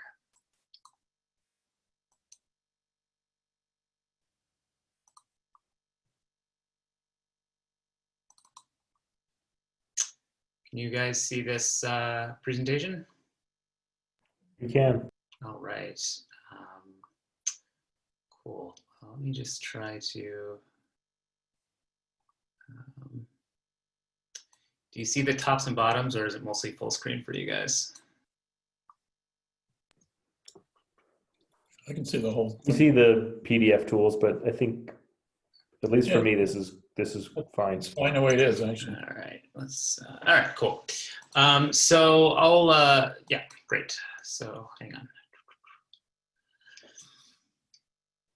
So as I said, my name's Erkin Ozberk, and I'm with the DC Office of Planning. And so who we are, just first start off with the Office of Planning. So, we plan for our residents through the lens of our neighborhoods to ensure the long-term growth of the District of Columbia, and that it advances our values of an inclusive and vibrant city. These are some words I'm going to be using throughout my presentation tonight. We really do plan for the positive future in which all district residents can thrive, regardless of income, race, age, or background. And the way we do that is we guide development through our neighborhoods by engaging with folks, and that's part of why I'm here tonight, and performing research and analysis, and also publishing a variety of planning documents, including our comprehensive plan, which Commissioner Speck alluded to earlier. We're in the process of amending right now for the District of Columbia. So just tonight, what I'm going to cover pretty quickly is just to introduce myself and my colleague, Heba El-Gawish, who is going to be working on this project with me and with you all. And really just to cover 4 things tonight. So what's a small area plan, why Chevy Chase, what happens next after tonight, and how to get involved. So first, what's a small area plan? This very easy to read graphic here gives a sense of sort of how the small area plan engages with our comprehensive plan. So our comprehensive plan is sort of the overarching planning document for the District of Columbia. It's a 20-year guiding vision for the city. And a small area plan supplements the comprehensive plan by providing detailed direction for usually corridors or particular metro areas, or neighborhoods or a group of blocks around like a large project. And so some of the recent small area plans that we've done have been for the Southwest neighborhood, which is actually where our office is back when we used to go there, the Walter Reed area across the park in Ward 4, and other corridors like Georgia Avenue as well. So what is it? What is a small area plan? So it's something that allows our citizens to develop strategic priorities that will help shape the development of their neighborhoods into the future. It's a coalescing document that folks can work on to project a vision for how their neighborhood, their corridor, their metro station area will continue to grow and thrive and develop in the future. Part of the process is identifying gaps and opportunities, whether that be in city services or resources and how they're deployed at the neighborhood level. Actually, some of the things that were discussed tonight on the agenda, I think really fall into those categories, whether it's retail, transportation, those kinds of things. Also helps to shape budget decisions moving forward, whether that be on things like the library and the community center, or other kinds of infrastructure and service investments. In terms of process, the small area plan does go through a legislative process, so it is approved by council and becomes part of legislation and is incorporated into our comprehensive plan upon adoption as well. So what a small area plan is basically consisted of, there's sort of 5 main components. There's an existing conditions analysis, which is sort of where we're at today. What's the community like? How has change been going on already? Specialized studies, these can be design-based or housing-based or economic, retail, those kinds of things, to really get a sense of what's going on in the community, what are some opportunities, what are the market variables, those kinds of things. A vision, so that's really a kind of the direction and the goal of the plan, and then a series of goals that help inform that vision as well. And then ultimately a series of recommendations and a strategy for implementation. That's something that we really try to focus on at the Office of Planning, is a plan that has legs that can move forward. And a lot of that has to do with actually a constituency of folks like you all, who will be able to take some of those recommendations forward into the future. And so the 4 phases of the small area plan process are pre-planning, which is really where we're at now, plan development, the legislative process, and then implementation moving it forward. So why Chevy Chase? Commissioner Speck talked a little bit about this, and I'll kind of go over it a little bit as well. So we have our comprehensive plan amendment process, which is happening right now. And that's really looking at the full city and how the city is growing and changing and continuing to grow and change. The comprehensive plan is a 26 chapter document. The first 10 chapters deal with what are called citywide issues like transportation, housing, things like that. And there are also area elements, which are different parts of the city. Chevy Chase is in what's called the Rock Creek West area element, which is roughly Ward 3. It's a large area west of the park and north of Georgetown, pretty much. There are 2 maps involved in the comprehensive plan as well, a generalized policy map and what's called the future land use map. And it was in those maps that Connecticut Avenue in particular, as well as Wisconsin and some other corridors and areas in the city, were identified for future planning and analysis. And Connecticut Avenue, the portion that was discussed earlier from the Maryland line at Western down to Livingston, was identified for a slight increase in the density there to accommodate moderate density residential development, and that was identified in the future land use map. So between those 2 areas, our comprehensive plan amendment, which we're going through right now, has identified this area as being an area that can accommodate growth as the city continues to grow as well. So here's a little bit more, another example of that. So this is the area we were just talking about, the sort of hashed yellow and pink area between Livingston and Western Avenue, which was identified in our comprehensive plan for a land use change. So some slight increase in density there.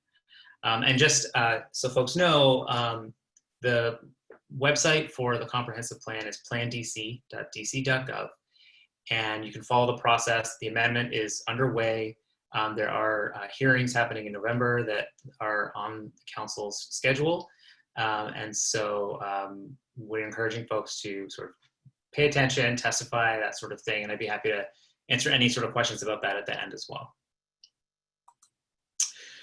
And, again, as was mentioned earlier, why Chevy Chase? So during our comp plan amendment process, ANC3 put together a comp plan task force. And out of that task force, looking at, what was happening with the comp plan amendment, a report was developed that identified this area where land use changes were proposed for a small area plan. And as was mentioned, funding was allocated this summer through the budget process for funding for small area plan in FY21, which in DC runs October to September. Now, in addition to some of those things, there's a lot of other things happening in the Chevy Chase area, and particularly on Connecticut Avenue. So the Chevy Chase Community Center and Library is undergoing a design and redevelopment process.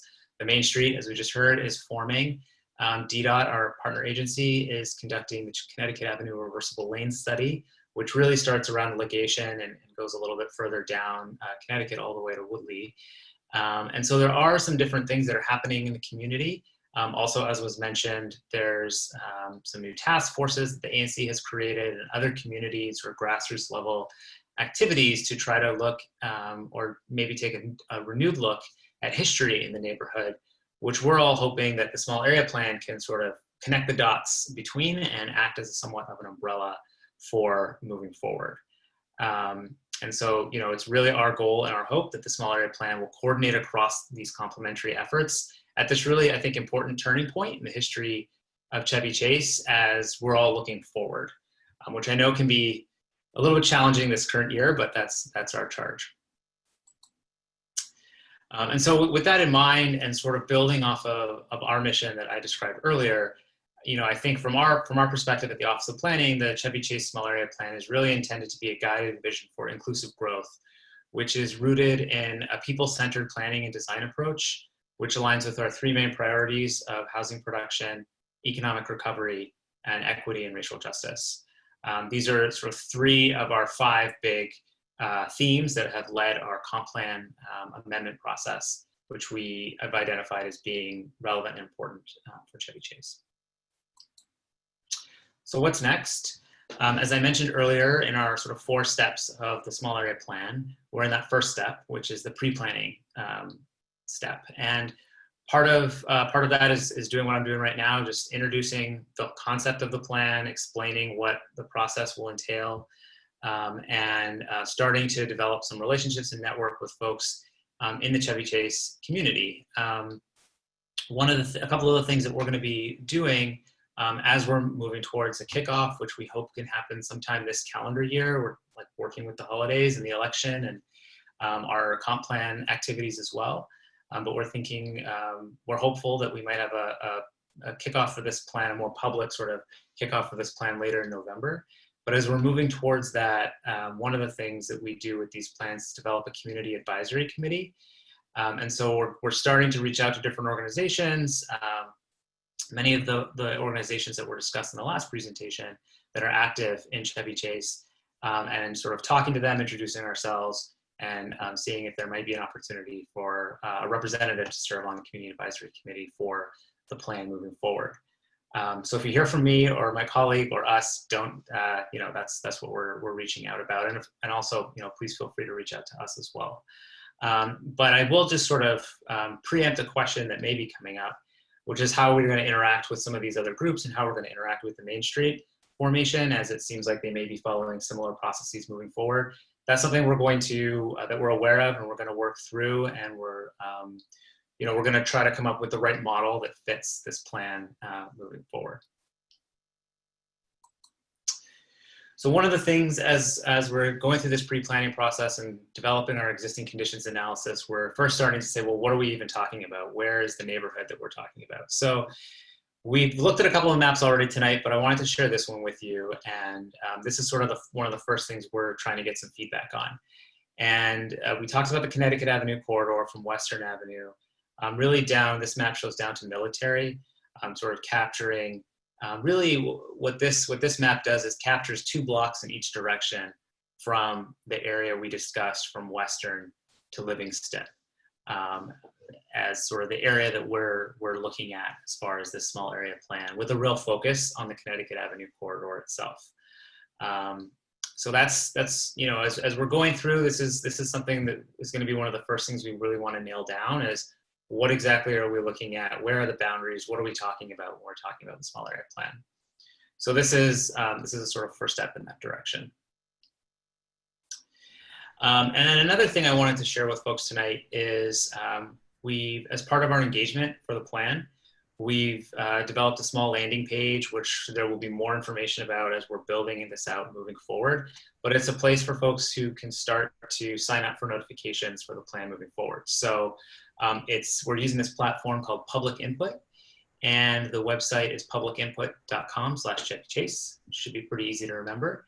And folks can visit that website, and a lot of the same information I just shared tonight is on there, as well as sort of these 2 questions that we're asking folks in addition to sort of signing up with their email address is, you know, what do you think of those proposed study area boundaries?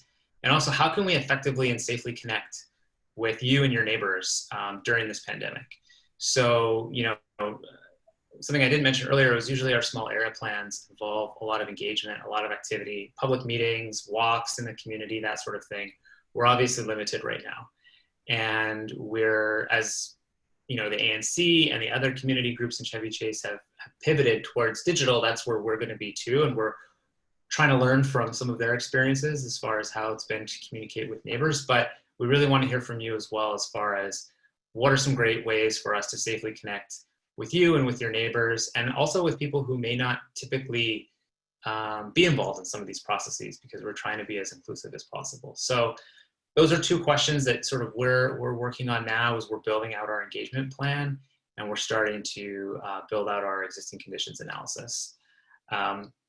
We also have a website, an email address for the plan team. So Heba and I will be sort of responding to that, and it's chevychaseplan@dc.gov. And that's it for my presentation. And I can stop sharing my screen and we can answer some questions, or I can leave this up in case folks have any questions that that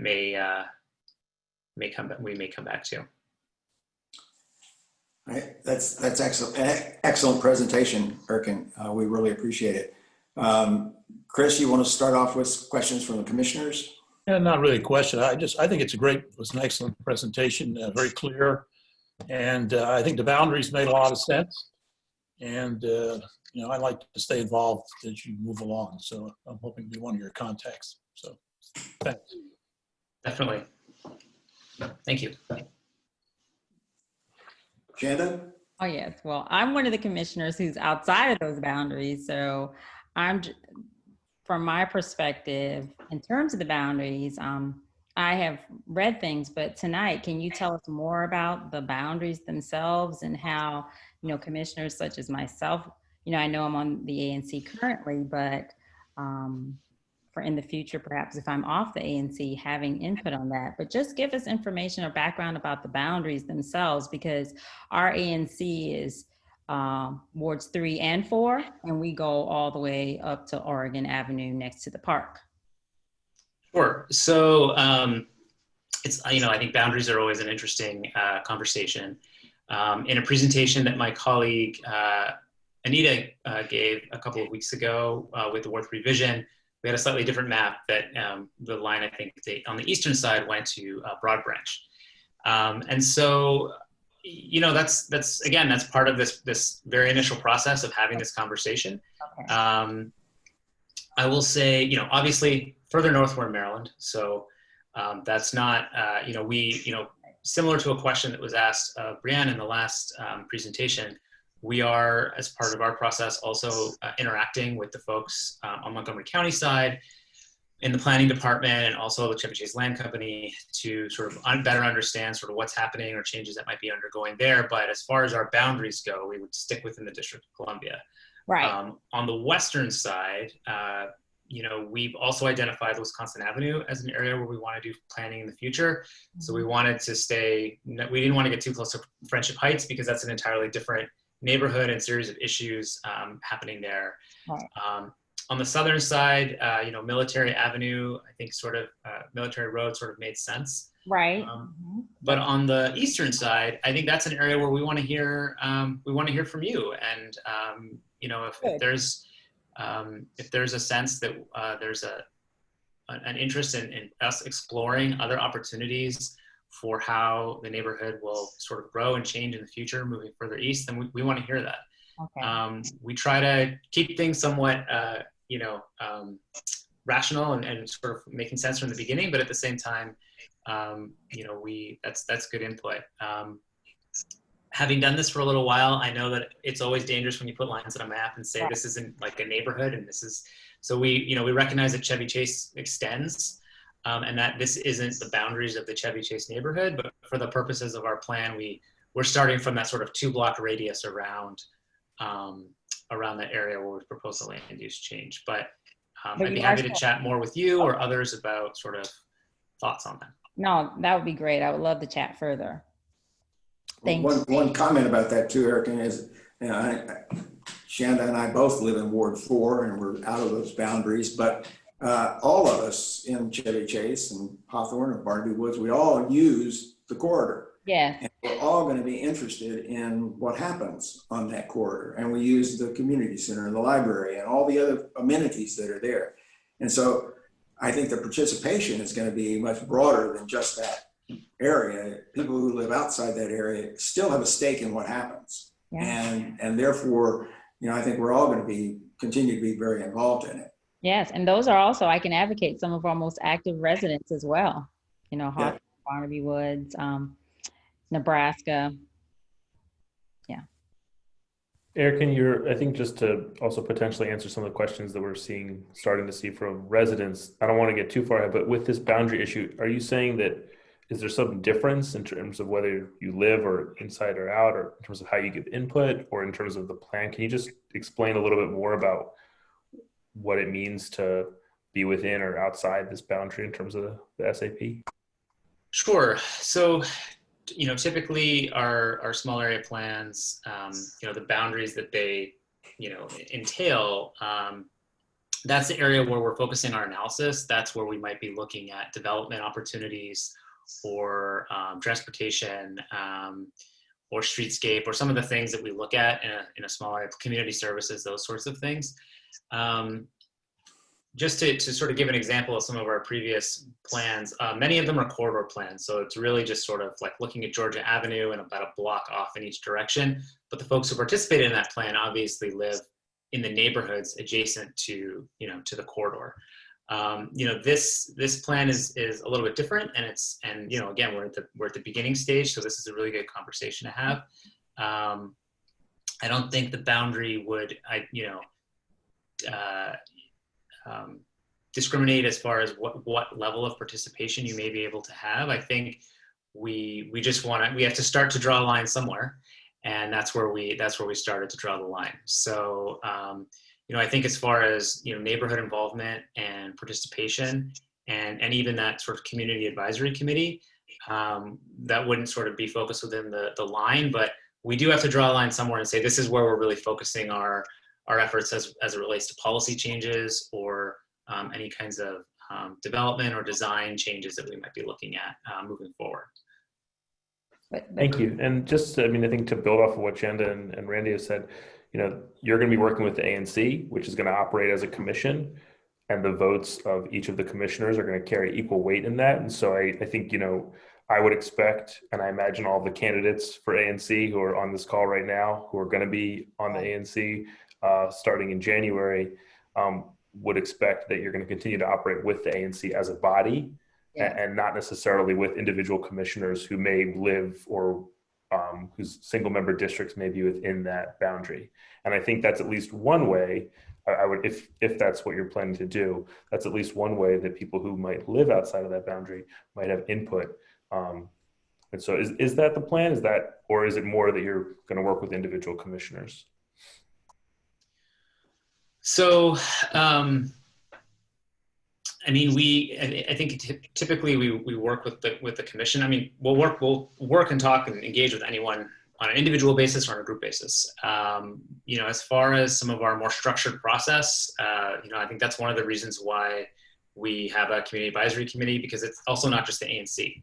There are property owners, there are service providers, there are tenants associations, other civic associations, other groups that we want to make sure sort of have a voice and are part of that process. So, I think as we're starting to put this together, I think we're just trying to be open about that process and hear from you as what might work, what might not work.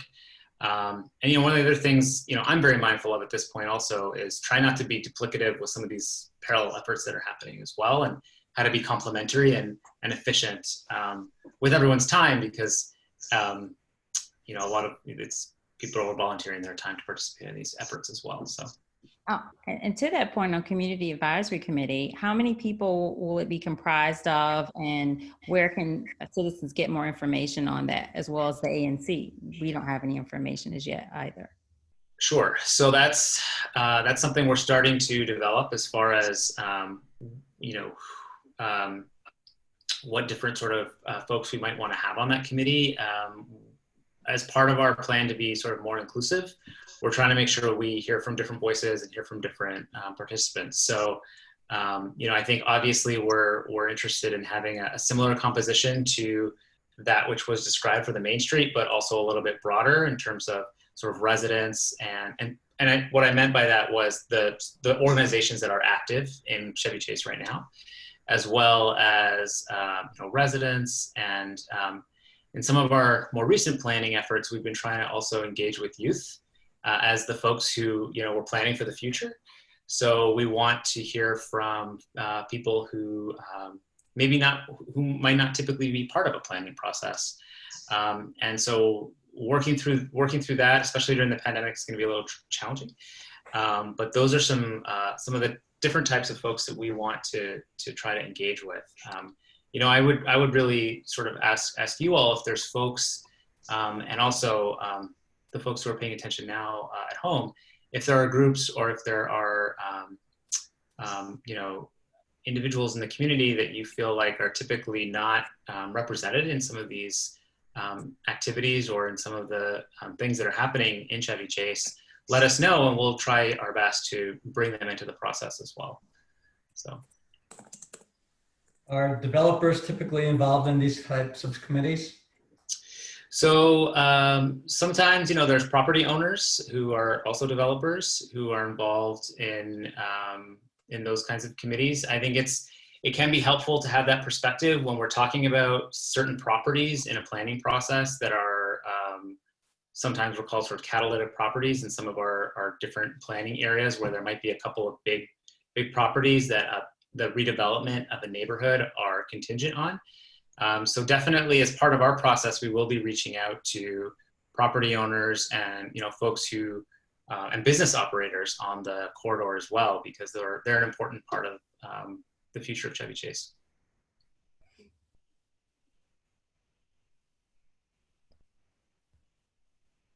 Okay, we do have a number of questions in the Q&A, and I think though we're going to have to move on. We've got another big issue we need to talk about tonight.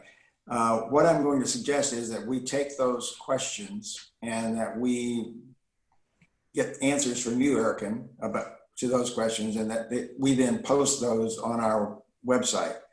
We're going to have I think a section in our website on the small area plan, and we can start beginning to populate that with some of the information that you've given us and some of the information that you can give us in the future. So does that sound okay to the other commissioners? Yes. Okay, because I think we do need to move on tonight. We've got two more issues that are significant. Okay, thank you very much, Erkin. That was a good introduction, and we're looking forward to working with you in the Office of Planning over the next year to make this happen. We've got a great vision, I think, for what we want the community to look like and to feel like over the next generation. And this is our opportunity to really start to shape that. Thank you. Thank you very much. Appreciate the opportunity to chat, and I look forward to working with all of you and the new commissioners, and also the folks on the line right now at home. So thanks. Thank you, Erkin. Thank you. Thank you very much. And so Ron and the others, we got your questions. We'll send those along to Erkin so we can get a response. I really apologize that we can't get to everyone tonight. we do have to deal with some other issues. And the next one is one that's gotten a lot of interest on the listservs, and I've gotten a number of emails from people who had views about the issue. And I haven't looked lately at the participants list. Abe, is Linda Bailey on the list? Yes. Now? Okay, good. All right. I'm going to turn this over to Abe and to Shanda and to Becky to talk about the proposal that DDOT has made for a creation of a slow street on Tennyson Street. So I don't know which one of you wants to take the lead on that. Shanda? Okay. Just briefly, I know we're running behind on time, and I apologize to all of our participants tonight about this, but as many of you know, within the last few weeks, our neighborhood has been apprised of a DDOT proposal to designate Tennyson Street as what they have termed a slow street. Our ANC and my fellow commissioners only learned of this a few weeks ago. We're still learning about what the Slow Streets program is. And so tonight we invited Linda Bailey as a representative of DDOT and the head of the Vision Zero program here to help us to, one, learn more about the program and its purpose and goals, two, to give our ANC and our residents an opportunity to pose questions about this initiative because it is very new to all of us, and three, just to basically discuss this issue in open forum because it has been on the community, it has been on the listserv, and we thank all of you for your comments on this program. There have been a number of you've done research, and we appreciate that. You know, our ANC has a limited number of commissioners, so we thank you for all your community input. And with that, I will turn it back over to Abe or Randy so that Ms. Bailey can begin. Yeah, I think I just would echo that. We appreciate the engagement. Clearly, this is an issue that people feel strongly about. And we think it's really important that we're able to hear from the agency who's ultimately responsible for designating slow streets about the program and what it is and what it isn't. So that's all I want to say about that. And I think Ms. Bailey is here. Thank you. Let's see if Becky, do you have anything you want to say at the beginning?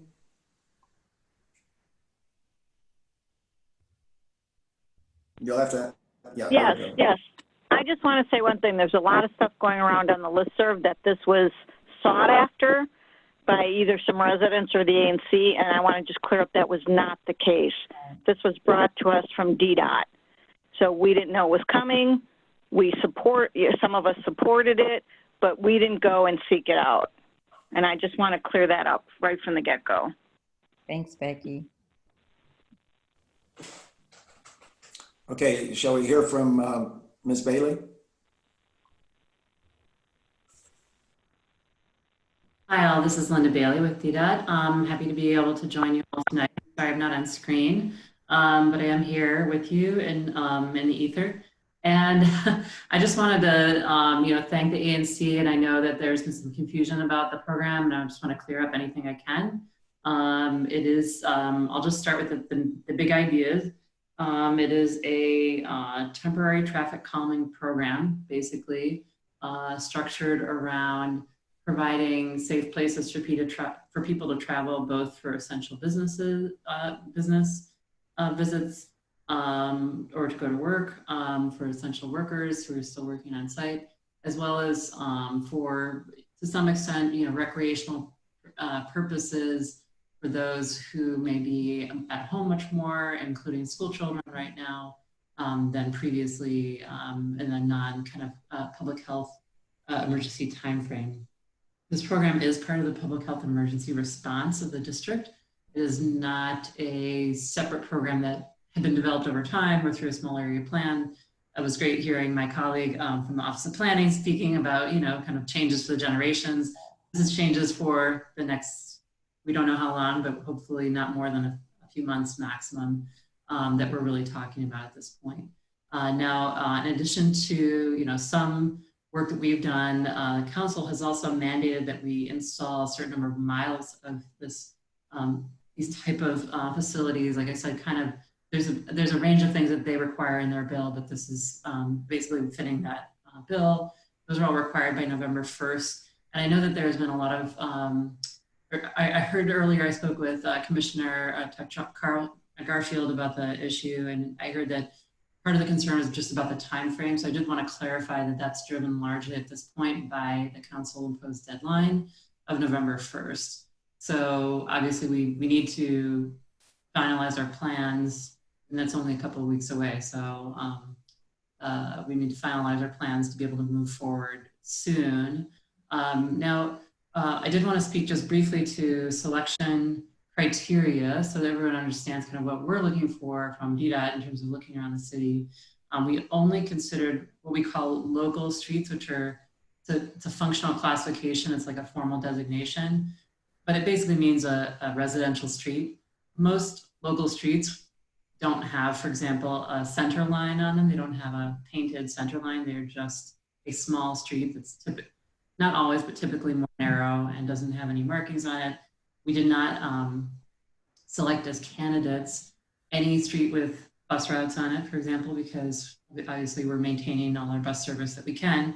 Although I know that was also an item on your agenda, some other bus service issues going on with the public health emergency. So those were two very hard lines. And then after that, we were looking really for places where we heard in the past from the community complaints about so-called cut-through traffic or a need for traffic calming, things like speed humps, other ways to manage speeds, and basically, you know, these are streets that people live on. This is typically, there are almost none or very few businesses on these type of streets in the district, not completely, but generally. And so these are not places where, these are places where people are living, and, you know, it's really typically a residential area. In any case, that was kind of the process. We tried to put them throughout the district in all different neighborhoods. And, you know, we selected candidates, again, based on kind of it's not a perfect science, but generally based on past complaints about, as I said, a request for traffic calming and things like that. So that, and we also wanted to look at connectivity. We didn't want to do one block here and one block there, because this is supposed to be for people, again, to access larger routes on the go places, or to get to, you know, major corridors in the area. So they're really meant to be connectors and not just kind of little bits here and there. So that's a little bit about how we see the program. I think from the public side, I would say, I think this is what we're calling internally round 3 of our kind of slow streets deployments. We've already deployed a little over 21 miles throughout the district in different parts, different neighborhoods. And I think the ones, we are doing some evaluation right now just to understand how they're working, if there's any tweaks we need to make to how they've been laid out to make them operate better and be clearer for everyone. And so I think you'll see, if you do figure out any of those, you'll see some improvements even to existing ones in the future. But also, I just want to be clear that, you know, these are extremely light interventions, and they're going to really depend on community support for the process. And I think we've seen, just in general, some of the public health emergency related improvements that we've made just to, for example, enable social distancing in areas where sidewalks are typically very crowded, or where people often, I think now not as much, but in certain stores, there was often a line outside blocking part of the sidewalk and things like that. And we've done some minor interventions with those, and we've really seen that they work the best when the neighborhood is really supportive and maintains them, because if you have any materials in the street that can be moved fairly easily, sometimes people move them. And we, you know, so I just want to be clear that, you know, like, I think that community support is key. And I know that the timeline that we gave for comments was not our typical timeline, but this is also not our typical project. I guess that's how I'd sum up that part of it. But I'm happy to take questions about the slow streets or anything else. Commissioner Mallett. Yes, I have a few questions or comments. Just wanted to clarify a few things. You mentioned traffic calming as one of the criteria, yet traffic calming is never one of the items that you mention when you talk about slow streets on the website. It says to support neighborhood-based social distancing while walking, running, or cycling. So in terms of that, the street that you're proposing, Tennyson, has a sidewalk, at least on one side, the entire way from Western to Oregon. Yet there are many streets that traffic would be diverted to that have no sidewalks, that an increase in traffic there would cause a lot more harm than on streets that do have traffic. So I was wondering if you take that into consideration, both the sidewalk issue and the effect that it would have on other streets that, for one thing, do not have sidewalks and would result in a lot more traffic on those streets. Commissioner Mallett, thanks for that question. I that's a really good point. These are kind of, there's different ways to look at them, and I think of them as traffic calming. You're right, I think we didn't have that in the FAQs that are on the website. But I think, to your point, the reason that we are coming to you as commissioners is that you know your neighborhood, you know streets, and we're looking for your input on it. And the thing that's, I think at this point is that it's a very, you know, since it's a fast turnaround program, I think, you know, the main thing is to know if you do support Tennyson, and you know, that's really the main question that we're looking to the commission, to the commissioners to assist us with, and happy to. I would firmly agree that you know your neighborhood better than I do because you live there. So I'd love to hear more about other things, and just to be clear, like I and my team and the rest of DDOT are not just working on this in your neighborhood. So this is not the only bite at the apple for any traffic calming, et cetera. So we can continue to have that dialogue. Commissioner Frombolidi? Yeah, I don't live, you know, I live on the other side of Military, but, you know, when you look at a map, you know, Tennyson's the only street that goes all the way through, and to block it up with a slow street. I know what slow streets are. I've seen them in other neighborhoods. It's just going to play havoc with traffic over there. I mean, you know, it doesn't appear that anybody at DDOT has taken a look at this proposal in the terms of what it's going to do to all the other streets in the neighborhood. So I mean, it just doesn't make any sense to me. I mean, you would think that some of the smaller streets that Commissioner Malice had mentioned, that don't have sidewalks would be the ones that you would make slow streets out of. I mean, there you can see kids playing out in the middle of the street. No one's going to play out in the middle of Tennyson. There's too much traffic. So it's the only through streets. So anyway, it just needs to be rethought, in my opinion. Thank you. A comment, Commissioner Scott? Yeah, there's one other institution on the other end of Tennyson Street near Oregon, and that's the Knollwood Retirement Community.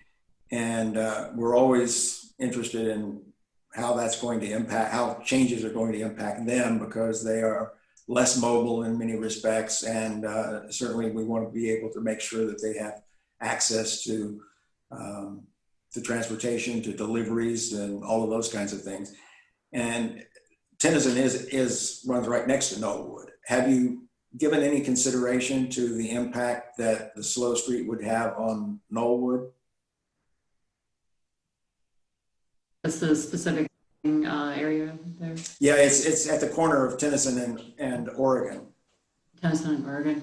I think generally we've gotten a lot of positive feedback about slow streets. They're kind of a little bit of everything because access is preserved. They're not full closures. They're not like a full block closure, for example. You may be familiar with. They call them block parties, right? But you know, full block closure would be a different beast, where cars have to be moved ahead of time. Blah blah blah. These are still open to traffic. They're just, we ask that people who are not going within 2 blocks of any given corner not kind of drive the whole thing. So that's really the beauty of it, is that it doesn't impact access, particularly for older adults, but it does provide a more typically a lower volume, lower speed for those who are still on street. So for instance, would a delivery from a grocery delivery or some other kind of delivery that would ordinarily come down Tennyson, are they permitted then to go in at 15 miles an hour and make a delivery at Knollwood, which is at the far eastern end? We would prefer that vehicles not drive the entire length of it, but they're definitely permitted to access that.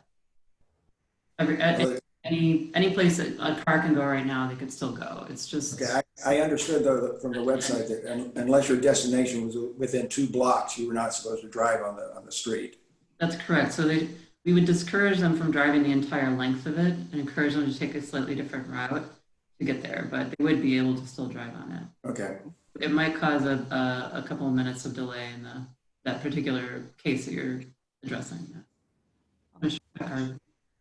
Yeah, so thank you for coming tonight and presenting on the Slow Street. So you mentioned that this is a temporary program that's a response to the pandemic. So, and you also mentioned that you would use historical information from our community. So what type of analysis did your agency do to identify Tennyson? Like, was it a specific study? Was it anecdotal information? And in addition to that, did you evaluate other streets aside from Tennyson as potential slow streets designations? We did evaluate streets throughout the district. I'm not able to recall at the moment what other streets in 3-4G we may have evaluated it more closely. But we were looking for what we thought might be good candidates based on anecdotal information from those who've been working with the community. I'm sure many of you have been on the commission for quite a while. You're probably very familiar with some people who've been working at DDOT for a while and in your community previously. So we tried to draw on some of that information to select them. But again, we're coming to you as knowledgeable community members to get that really specific feedback about specific things. And again, this is not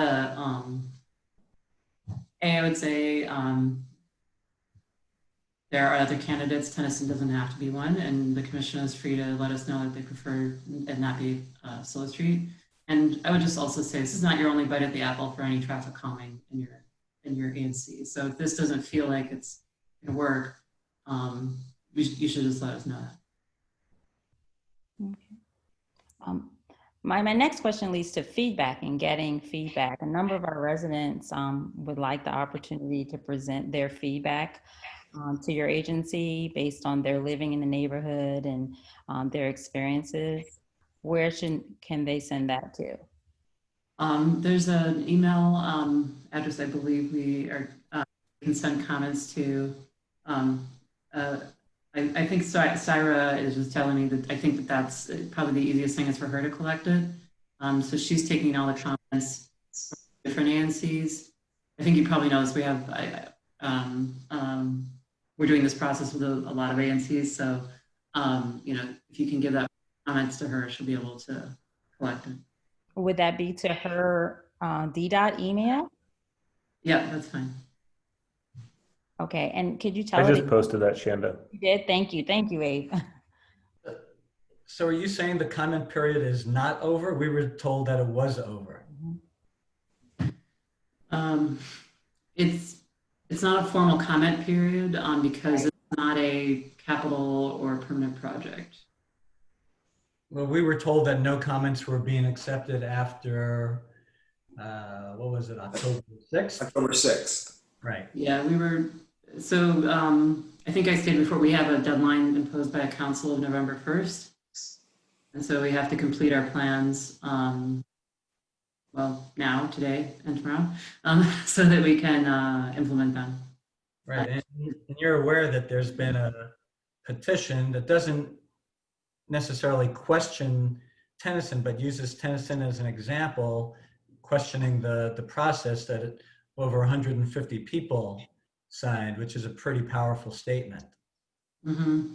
Yeah, I think that's a really good indication that our typical process for projects is something that people are familiar with and rely on to, bring their ideas to DDOT as part of the project process. And obviously we can encourage that to continue.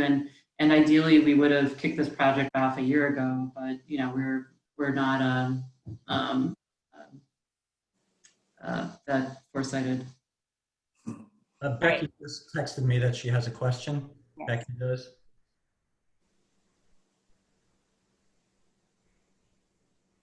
Becky? Can you hear me now? Okay.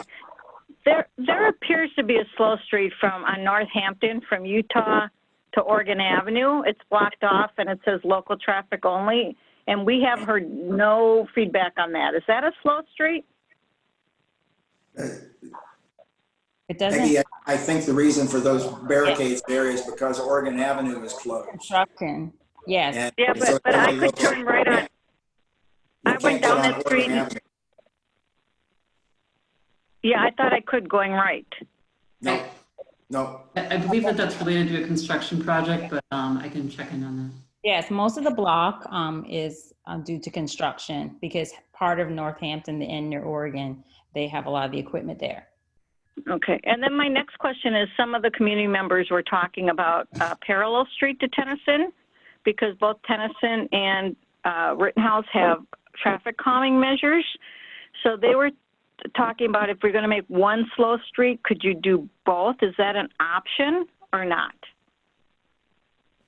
At this point, we only have materials for a total of about 25 miles of installation. So we're just doing on this third round about 3.5 miles, the remaining 3.5 miles. So we're not currently scoped to do additional mileage, but.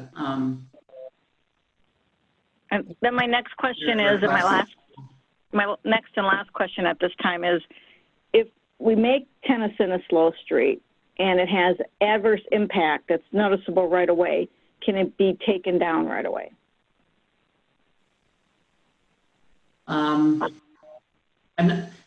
you tell me a little bit more about what you would think of as an indication that it should be taken down? Well, if we make Tennyson a slow street and all of a sudden a lot of traffic gets diverted to a neighboring street causing undue hardship on that street and a lot more traffic that gets dangerous, then could that, because the slow street is temporary, could we dismantle it quickly? I think or reverse it?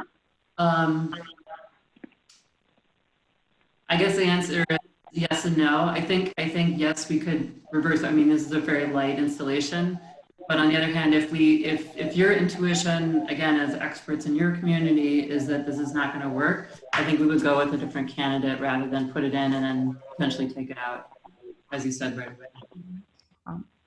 Okay, thank you. I think, as I earlier mentioned to you, Ms. Bailey, our ANC, and I speak for myself, I would like for all of our residents to have an opportunity to comment. We have been open and transparent, and as you know, we've worked closely with your agency on issues such as Oregon Avenue, and we've always walked hand in hand, and your agency has been extremely responsive to us. I, for one, did not, for lack of a better word here, appreciate how this program was rolled out. I do understand that you all were under, a pandemic situation, but I'm glad now that we're at least able to have an open dialogue. And I want to ensure that, our residents have an opportunity to comment, whether they're on Tennyson or not on Tennyson. And I also want to ensure that we as a commission can have an open line to you as the head of the Vision Zero program, as the person or individuals that are working to implement these type of programs, so that we're not caught off guard as an ANC when issues such as this come to our community. We also just want to make sure it's balanced for our community, because though we live here, we don't live on all streets, and we may not know the impact of these. But you did mention that these are temporary measures, and so I hope you're able, since this seems to be a fluid program, to work with us on this issue. I completely understand what you're saying, and we'll definitely take that feedback as the program develops. I think that at this point, we just want to make sure we understand the position of the ANC on this particular suggestion within this very particular time frame that's driven mainly outside of our agency. And we would like to collect that information, or those make a decision based on your community. I guess what I'm hearing is there's a lot of concern, more concern than excitement, which totally honestly, I think that means we may be better off working at a different corridor. And if that's your decision, that's fine. Or if you're unable to make a decision with that, then, given the time that we have available, I totally understand. I know that that's very difficult. And again, this is not your only bite at the apple for traffic calming and for other good projects in your neighborhood. This is just kind of a unique type of program that is unfortunately under a very tight time frame. Mm-hmm. Can I step in here to try to see where we're going to go here for the evening? We've got 12 questions in the Q&A, which is going to take us a substantial amount of time to get through that. What's the commissioner's views about whether we should keep going? It's 9:17 now. I would say we're probably going to we're talking about continuing until 10 o'clock if we continue with that Q&A. What are the commissioner's thoughts on that? I mean, I move that we oppose the designation because, I move that we oppose the designation as a slow street. I'm opposed to it. It just doesn't seem the right thing to do. We should find another street. I mean, I think it's a great idea. It's just not in that location. Jerry, you agree? Okay. Shanda? Okay, as a commissioner, I am torn, because while I do understand the residents of, or just Tennyson Street in general, having a large amount of traffic, I still am in the data gathering piece. I've heard from just recently, only in the last 2 days, from other residents.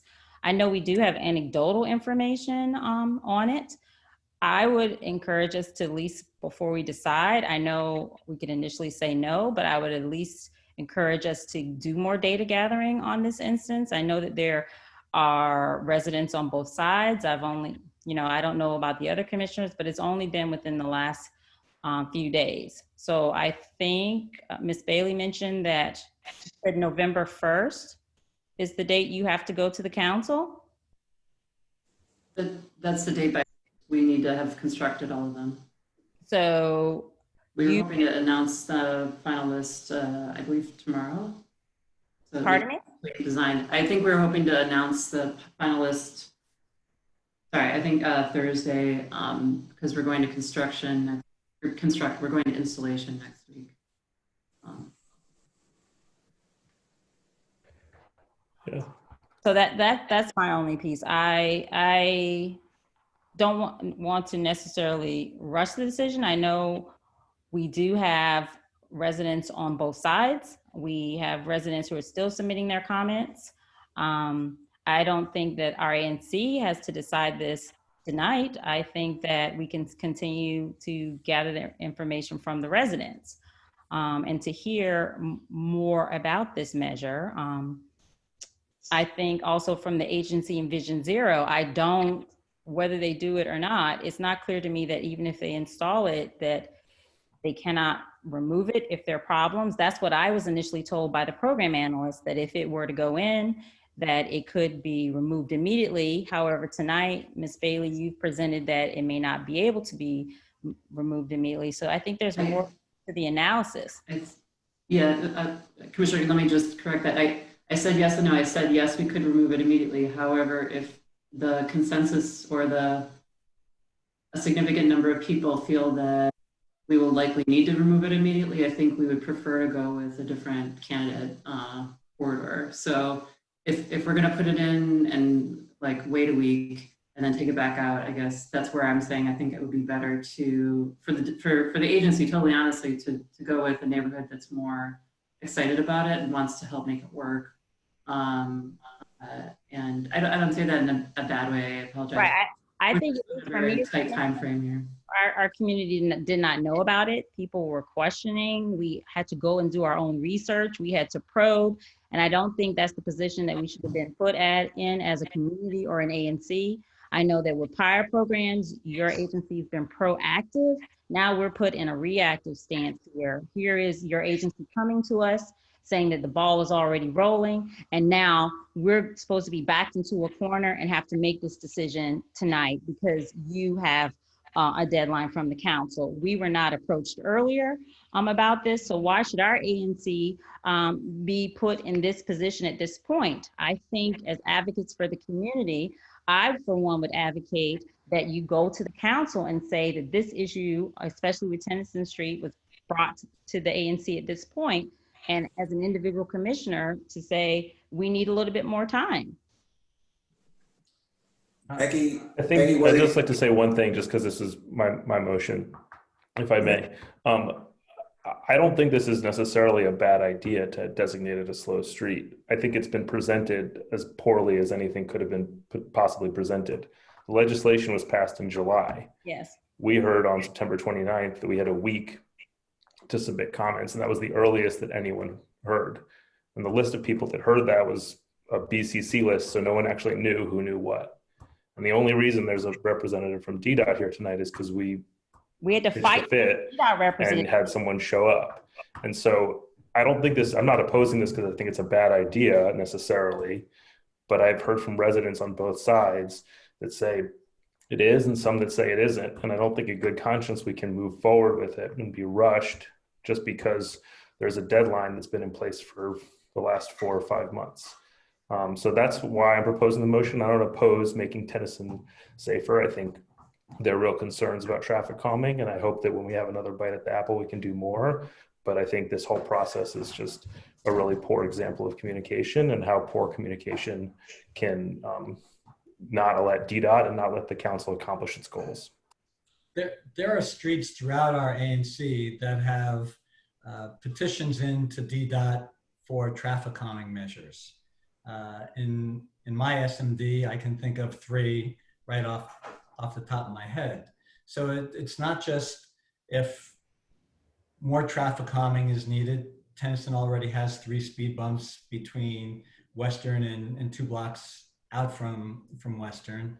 And I think for a lot of the reasons that Commissioner Tuck Garfield just mentioned, that I really think that DDOT should look for other potential sites for Slow Street that they need to, if they need to meet a requirement by the council, that they should do so, and let them do whatever studies they need to in the future for traffic calming throughout our ANC, for any slow streets throughout the ANC, to look at sidewalks and traffic and everything in a holistic view, and not just pick something basically at random without having any information. So I think based on those things that Commissioner Clayman's motion is one, his original motion is one I fully support.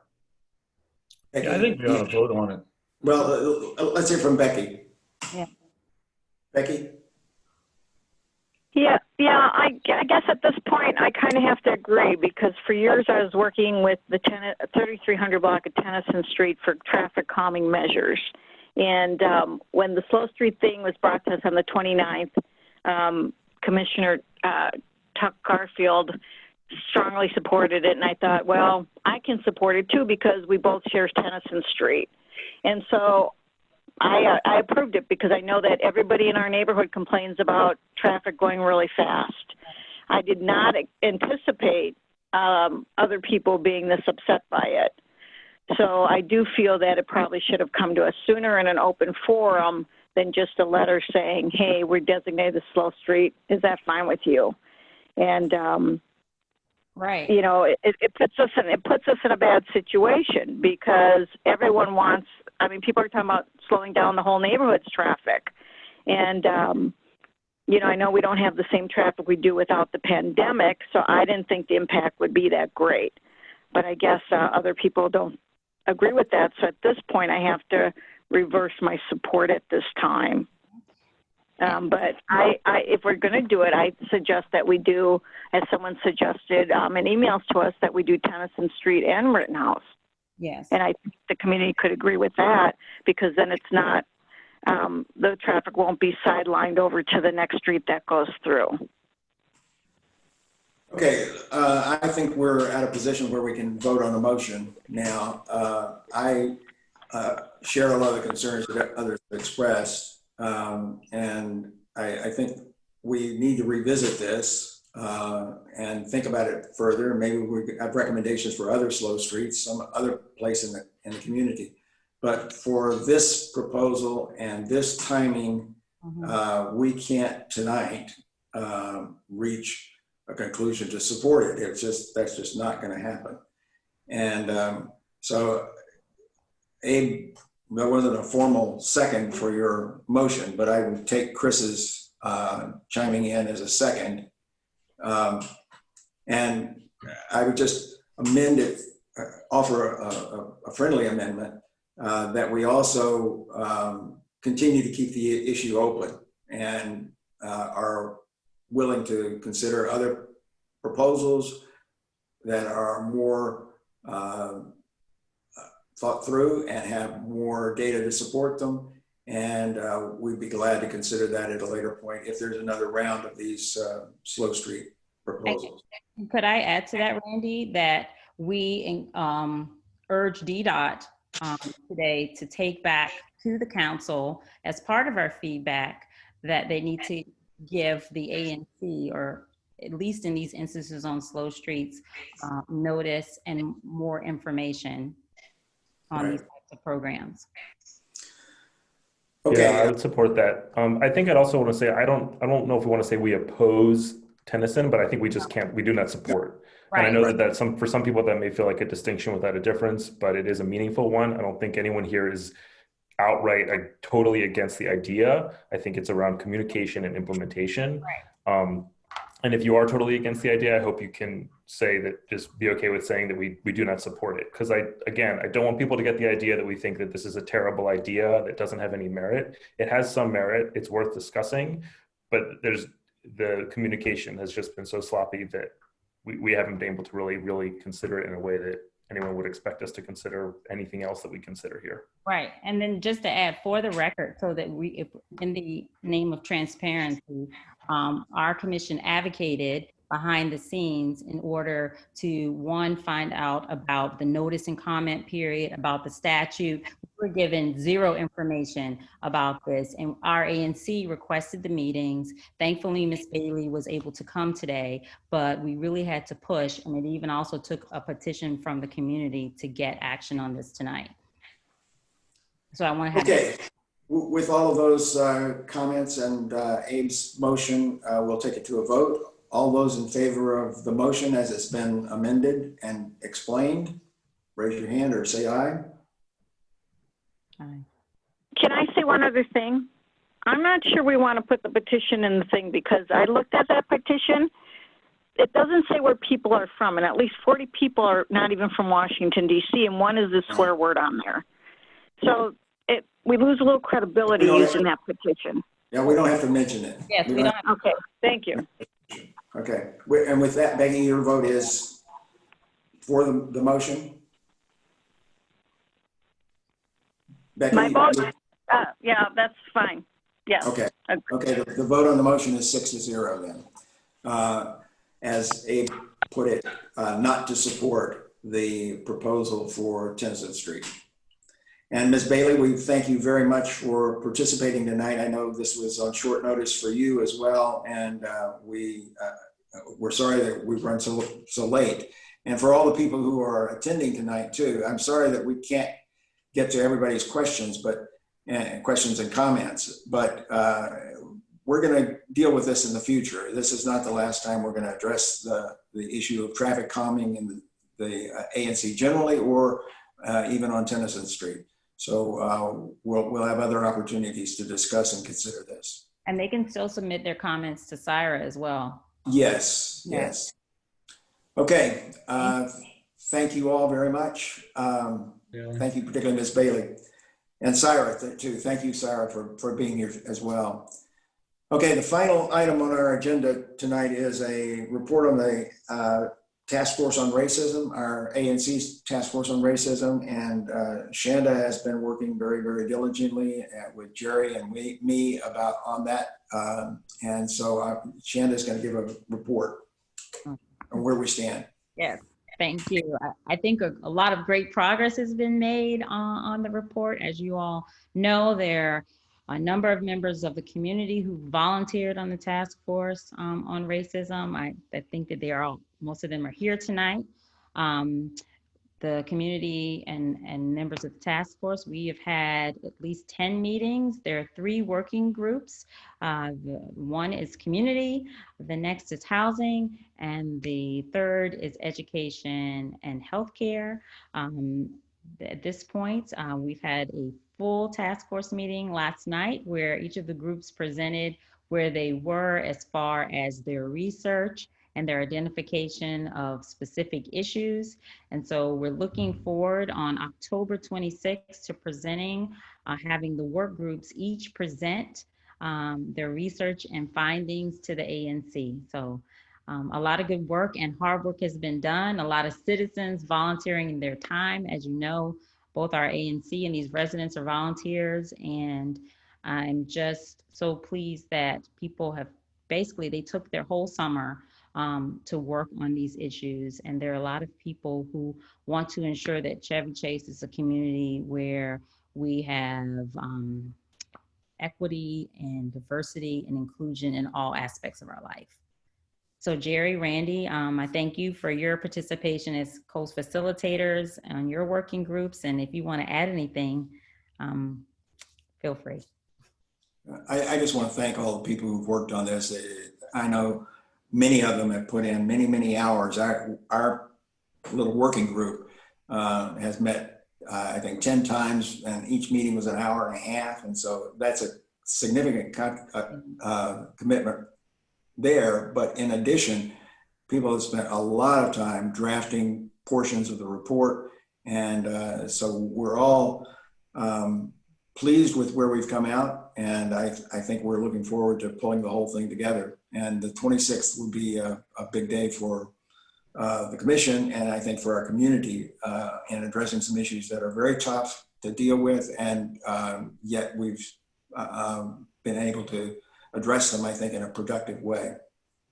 I would just like to say everything that they just said, and to really encourage the number of people that have been attending this meeting to come to the meeting on October 26th, where each of the working groups will have co-presenters presenting the draft report from their working groups, and it should be a great discussion.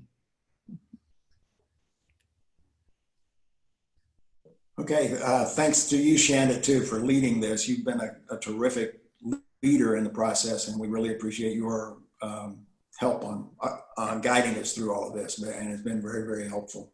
Well, thank you all for all your support. I know we've also gotten support from commissioners who aren't officially on the task force, but we thank you, Chris and Abe and Becky, for your comments and emails on the issues as well. So we appreciate that. Okay, that concludes our substantive issues for tonight. We do have some business that we need to take care of. The first is our minutes from the September 14th, 2020 meeting. Those have been published. The draft has been published on our website, and then links to it have been published on the listservs. So are there any modifications or changes that need to be made in those minutes? Is there a motion to approve them? So moved. Second. All those in favor? Aye. 6-0. Okay. Shanda, are there any checks that need to be approved? But I wrote, well, on behalf of the commission, there were 10 checks that were written. Should I read it in each individual? Yeah, they need to be, we need to vote on them. We can vote on them all together, but just. Okay. As you all know, briefly, as a part of the pandemic, we were locked out of our ANC office. We did regain access to it. It's process starting on September 9th through October 2nd. I, Randy, and Abe signed 10 checks, and they were the following. Check 1605, reimbursing Randy for Zoom, which was $339.11. Check 1606, which was to the U.S. federal government for employee form 941, which was $183.14. Check 1607 to the DC treasurer, which was $742. Check 1608, which was to DOES for the employee quarterly earnings at $23.95. Check 1609, which was to DOES for late penalties, which we are basically, we wrote a letter about that, asking them to defer it, but it was for check, excuse me, the amount of $104.68. Check 1610 to reimbursing Randy for the Verizon phone and internet bill, which was $604.09. Check 1611, which was to Stephanie Van Pelt for reimbursing for the website GoDaddy, which was $324.63. Check 1612, which reimbursed Randy for Zoom at $117.90.